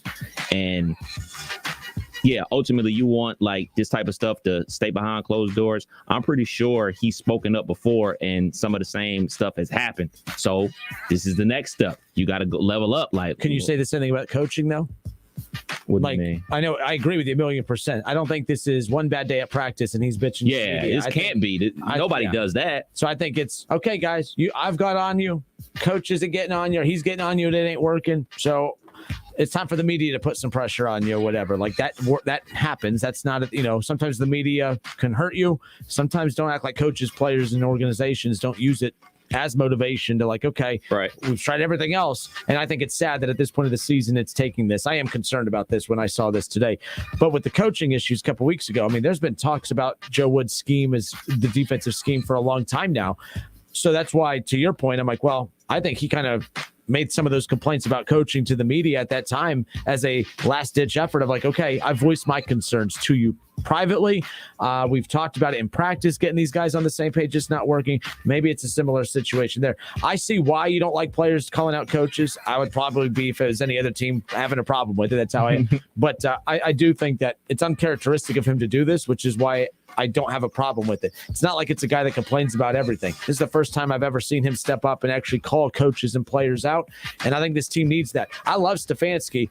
I don't think he's done a great job this year, but when you look at the fact that they're at 6-6, despite everything that's been going on, it's actually a pretty good job. But I don't know if he's that rah-rah locker room leader guy. And I think that Myles Garrett might sense that, and that's what he's trying to be. So I know what you're saying. You're not wrong, but I think that it could be a situation based on him being a guy that has no reputation of being like this. I think this is leadership right here, but it worries me. He's had a couple of these situations where he's been vocal this year. If this season spirals out of control, I really hope it doesn't turn to a situation where he says, get me the hell out of here by the end of the season, because OBJ is out. If they spiral down these last 5 games, think of the pressure that's on him now. That pressure would have crushed him by the end of the season. This could be a franchise defining month for the Browns, not just for making the playoffs, but for how this team approaches the upcoming years. Because at the end of the day, Baker's playing for an extension the next 5 weeks. The Browns are playing for the playoffs the next 5 weeks. But I think Stefanski and everyone, they're trying to bottle some of that passion from last year up to get that excitement going into the offseason so that they don't feel like this season was a complete failure. So we'll see. Well, he's consistent, because if he's calling out coaches and now calling out players, I guess this is the new him. And, we expect players to remain exactly who they were when they came in there, bright-tailed and bushy-eyed and all that type of stuff. Happy to be here, just happy to make plays. It's an evolution of a player. If this was what it takes for the Cleveland Browns defense to play like they're supposed to and win games and help them team win games and everything like that, guess what? Ain't nobody going to say nothing. If they go out there and get another 4-interception performance, maybe get a pick 6 and win the game, and nobody going to say nothing about what he did. They're going to be like, yeah, we needed that. That's what's going to happen. But if they go out there and give up a ton of points, then everybody's going to come back and point to this moment and like, man, maybe Myles shouldn't have said that. So it's all about how you play on Sunday. It's all about the outcome of the game. Plus, if Baker's doing this, because Baker's not a lead at his position, that's a problem. Yes. Even though you look at the quarterback to be the leader, I do believe if Baker calls out coaching a few weeks ago, if Baker says this comment to the media, it's a bigger deal because Baker's not being looked at. Even though you're the quarterback, you're supposed to be the leader. Baker's going to be one of those guys that can't lead with his mouth anymore. It's going to have to be leading on the field. And I think he has been a leader by playing through injuries. You hear his teammates continuously have his back as far as that's concerned. But at the end of the day, no one's saying, hey, he could play quarterback. We know he could play quarterback. They just keep saying he's being a leader. He's toughing it out. We see that. We want to play hard for him because of that. But if Baker makes these same comments, I don't think it's resonating in the same way. But Myles Garrett's elite. He's the best player on that defensive side of the ball. I think it means it's different coming from him versus a Baker Mayfield or even somebody else on that roster. So, yeah, and especially if Baker speaks out, he wouldn't even just be talking about the coaching staff or the players. Like, he would be calling out the head coach and also the play caller. You know what I'm saying? Like, that can get you a hot water. Like, talking about an assistant coach, defensive coordinator, but talking about the head coach is a totally different ballgame. When you're not elite. Like Big Ben can go at Mike Tomlin last night on the sideline because it's Big Ben. Like, it's big, like, we're not questioning his ability to play. I know he's not playing elite right now, but overall, he has that mystique about him. It's Big Ben. Stats lie like no joke. They put up his stats today. I was like, he ain't that bad. And then I thought, I've been watching. He's bad. Like, the stats will tell you something totally different, dude. Oh, my goodness, man. It's like, it ain't great. It ain't great, but it sure ain't as bad as he been playing. Like, I don't know if it's these last couple fourth quarters where he turned back the hands of time and started throwing dimes again, but those stats will tell you that he ain't washed. But if you watch the game, you can see he may not be washed, but he is close to it. All right, last one here on the He Said What portion of the show. How about Dallas Cowboys coach? We should have asked this to Jerome earlier when he called Cowboys fan Jerome. But how about Mike McCarthy? Look, I get annoyed when players say things about bulletin board material. Like when players come out and say, no, I guarantee you we're going to win. I know it's one of the most historic, the Joe Namath, calling his shot, guaranteeing the win, and then they do it and all that stuff. I know that makes for great, stories and all that. But when you do that, you become a distraction because if your team doesn't win, when you do something like that, it looks bad on you and then people start questioning your leadership ability. That's usually when the player does this. I can't remember the last time I've heard a coach come out and guarantee a team's going to win. Mike McCarthy, Dallas Cowboys head coach, was asked about his thoughts on the upcoming game and, to see, his thoughts on it. Mike McCarthy comes out and guarantees a Cowboys win. Now, in his defense, the context a little bit, he goes, no, I think, we have the right pieces. I guarantee we're going to win on Sunday. And then he looked at the media, he looked at the writer and he goes, to be fair, I don't know really what you expect me to say. Am I supposed to say I don't expect us to win? So I do get what he's saying. This goes on with what I said earlier. I'm going to ask a player, hey, how you feeling today? I'm all right. I've had this shoulder issue I've been dealing with all year, and it's flaring up today and blah, blah, blah, like Baker did. He was simply asked about his shoulder at that exact moment. Then the media came out and said, Baker Mayfield said this is the most banged up he's ever been. And then people read that as, oh, look, he's making excuses for why he's playing so poor when that really wasn't the case. What was the other example we talked about earlier? What was that? Oh, was it Joe Burrow and the pinky? Yeah. The other one, too, just asking about the injuries and stuff like that. So just bringing that up, it always just comes back to bite you. But Ron Rivera. Oh, and C.J. Stroud. C.J. Stroud. That's what it was. It wasn't the pinky for Joe Burrow. Thoughts and prayers to him as he fights through this tough time, by the way.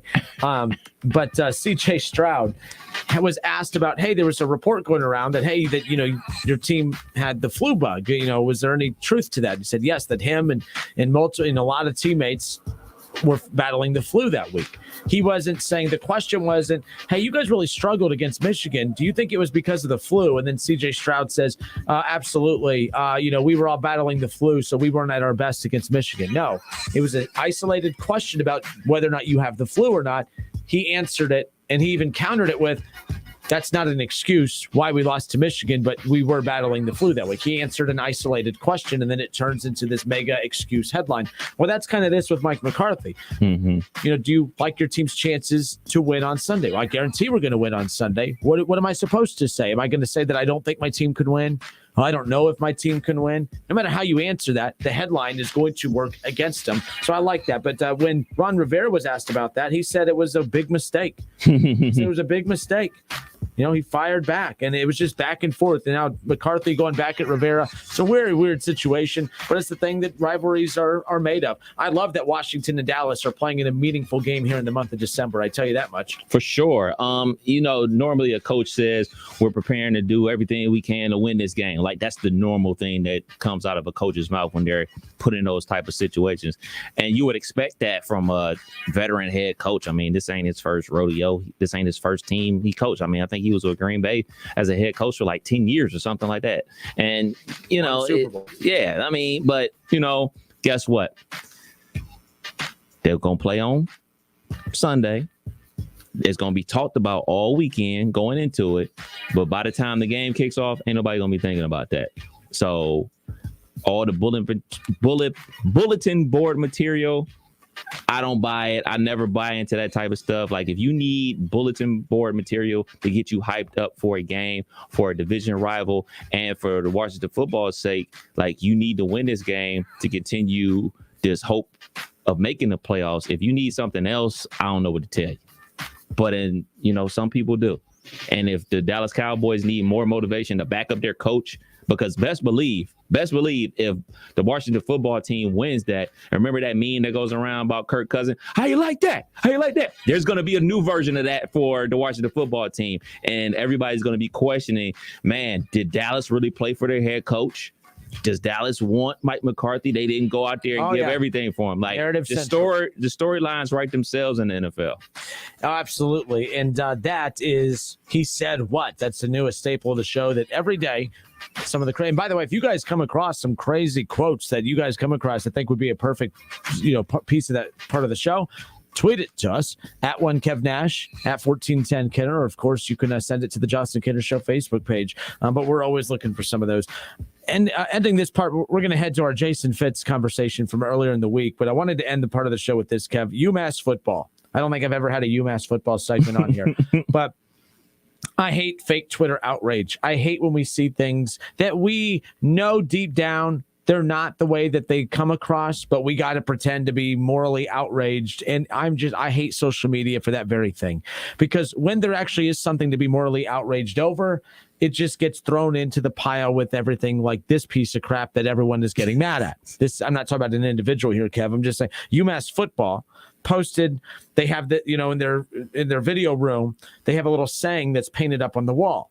It's a little tacky, but it says, the UMass football's little saying is, solve your problems with aggression. That's what's painted up on the wall. Mm-hmm. I scrolled across it. I was not outraged by it. I'm going to sleep like a baby tonight. I will move on with the rest of my life, and I do not need your thoughts and prayers after reading this solve your problems with aggression little saying that's painted on the wall. But I challenge you, if you want a good laugh, go to Twitter, search UMass football, and you'll see the picture of solve your problems with aggression. And just for blanks and gigs, read the comments, read the reactions.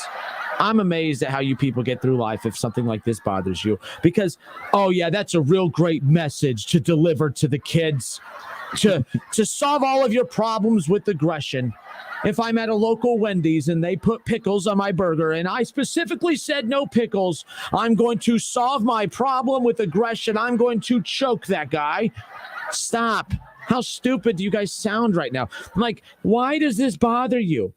If you think, if you read that and you think of all the ways that could be misperceived, then that's on you. Because if you actually think that this saying, solve your problems with aggression, if you think that that's actually being framed to those student athletes in any context outside of football, then you are the problem with this country at all times. There are way too many important things in life that we do need to be outraged over, that we do need to focus on. And some stupid saying in a UMass football locker room of all places is not one of them that we need to double down on. Sure, they probably could have thought about it a little bit and said, okay, well, how is this going to be perceived? Because sometimes it's not that you shouldn't say it or post it because it's actually offensive. It's because, well, it's not offensive, but, people are going to make it offensive because that's what we do. There are offensive things out there. Yes, this isn't one of them. Oh, man, I don't know if I'm going to let my son go play at a school that teaches them to solve all of their problems with aggression. You know, like these football players are sitting in math class and they're reading their math problem and then they just start punching the table because they're solving the math problem with aggression. You realize how dumb you guys have to be. 14! Yeah. Like, stop. We don't have to be outraged at everything. There are so many things in life to be outraged at. Real problems, social life issues that we can be mad at. Politics, I get all of that stuff, why we get outraged over that, because it impacts us personally. But solve your problems with aggression. Some little motivational crappy saying painted on a locker room for UMass football. That's what has led to everybody losing their mind on social media. Give me a break. Give me a break. Kev, anything before we hand it off to Jason Fitz? Got nothing. All right.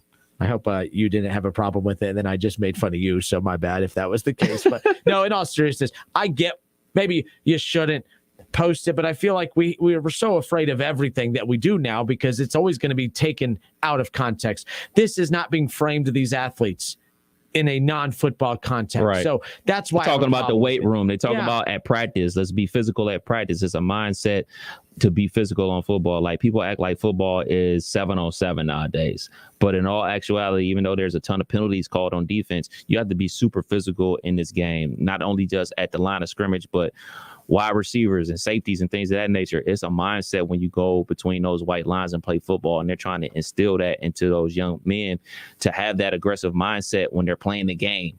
And it starts in the practice facility. It starts in the weight room. It starts as soon as you walk into the facility for football to get into that mindset to turn it on. So that's all they're trying to do.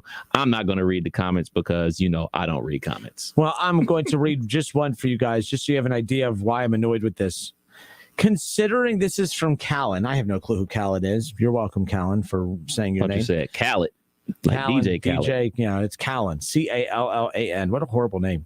If my parents named me that, I'd just make up my own name, Callan. Considering the degree of violence that many, by the way, very cute, not one many, two manys, and the second many, all capital letters. Considering the degree of violence that many ex-football players commit in their lives outside of football, in parentheses, he put domestic violence. Oh, geez, thank you for connecting those dots for us, smart one. Is this really a message that you want to send to your young men? Isn't this a bit primitive? Great word, by the way. Very happy for you. It's totally backwards from the progression that we are trying to make. Stop. It's people like you that make real problems in life and even harder to solve, because no one takes anyone serious anymore. Because when we're outraged at everything, the stuff that we should be outraged at, no one listens to why they're outraged, because it's just all being muffled with all the Callans of the world. You have your Karens and your Callans. And they all have meetings every week. And they're like, we're going to go do everything we can to be outraged about as much stuff as we absolutely can. And it's ridiculous. Don't be a Karen, and definitely don't be a Callan. Solve your problems with aggression. UMass football. That doesn't mean anything outside of what it means in the locker room for football. That's it. All right, we'll be back in a moment. ESPN Radio's Jason Fitz. We'll chat with him. Don't go anywhere. Callan.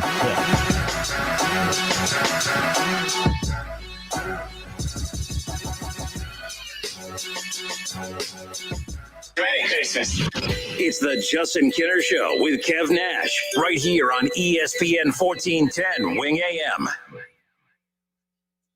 My go-to order at Skyline has always been a regular 3-way and cheese coney. But today, I made the switch to 5-way. Those hearty beans and diced onions took it to another level. From now on, I'm a Skyline 5-way guy. KTH Parts Industries in St. Paris, Ohio has immediate openings for second and third shift production associates. KTH promotes from within, offers medical, dental, 401k, attendance bonus, and a competitive wage, starting at just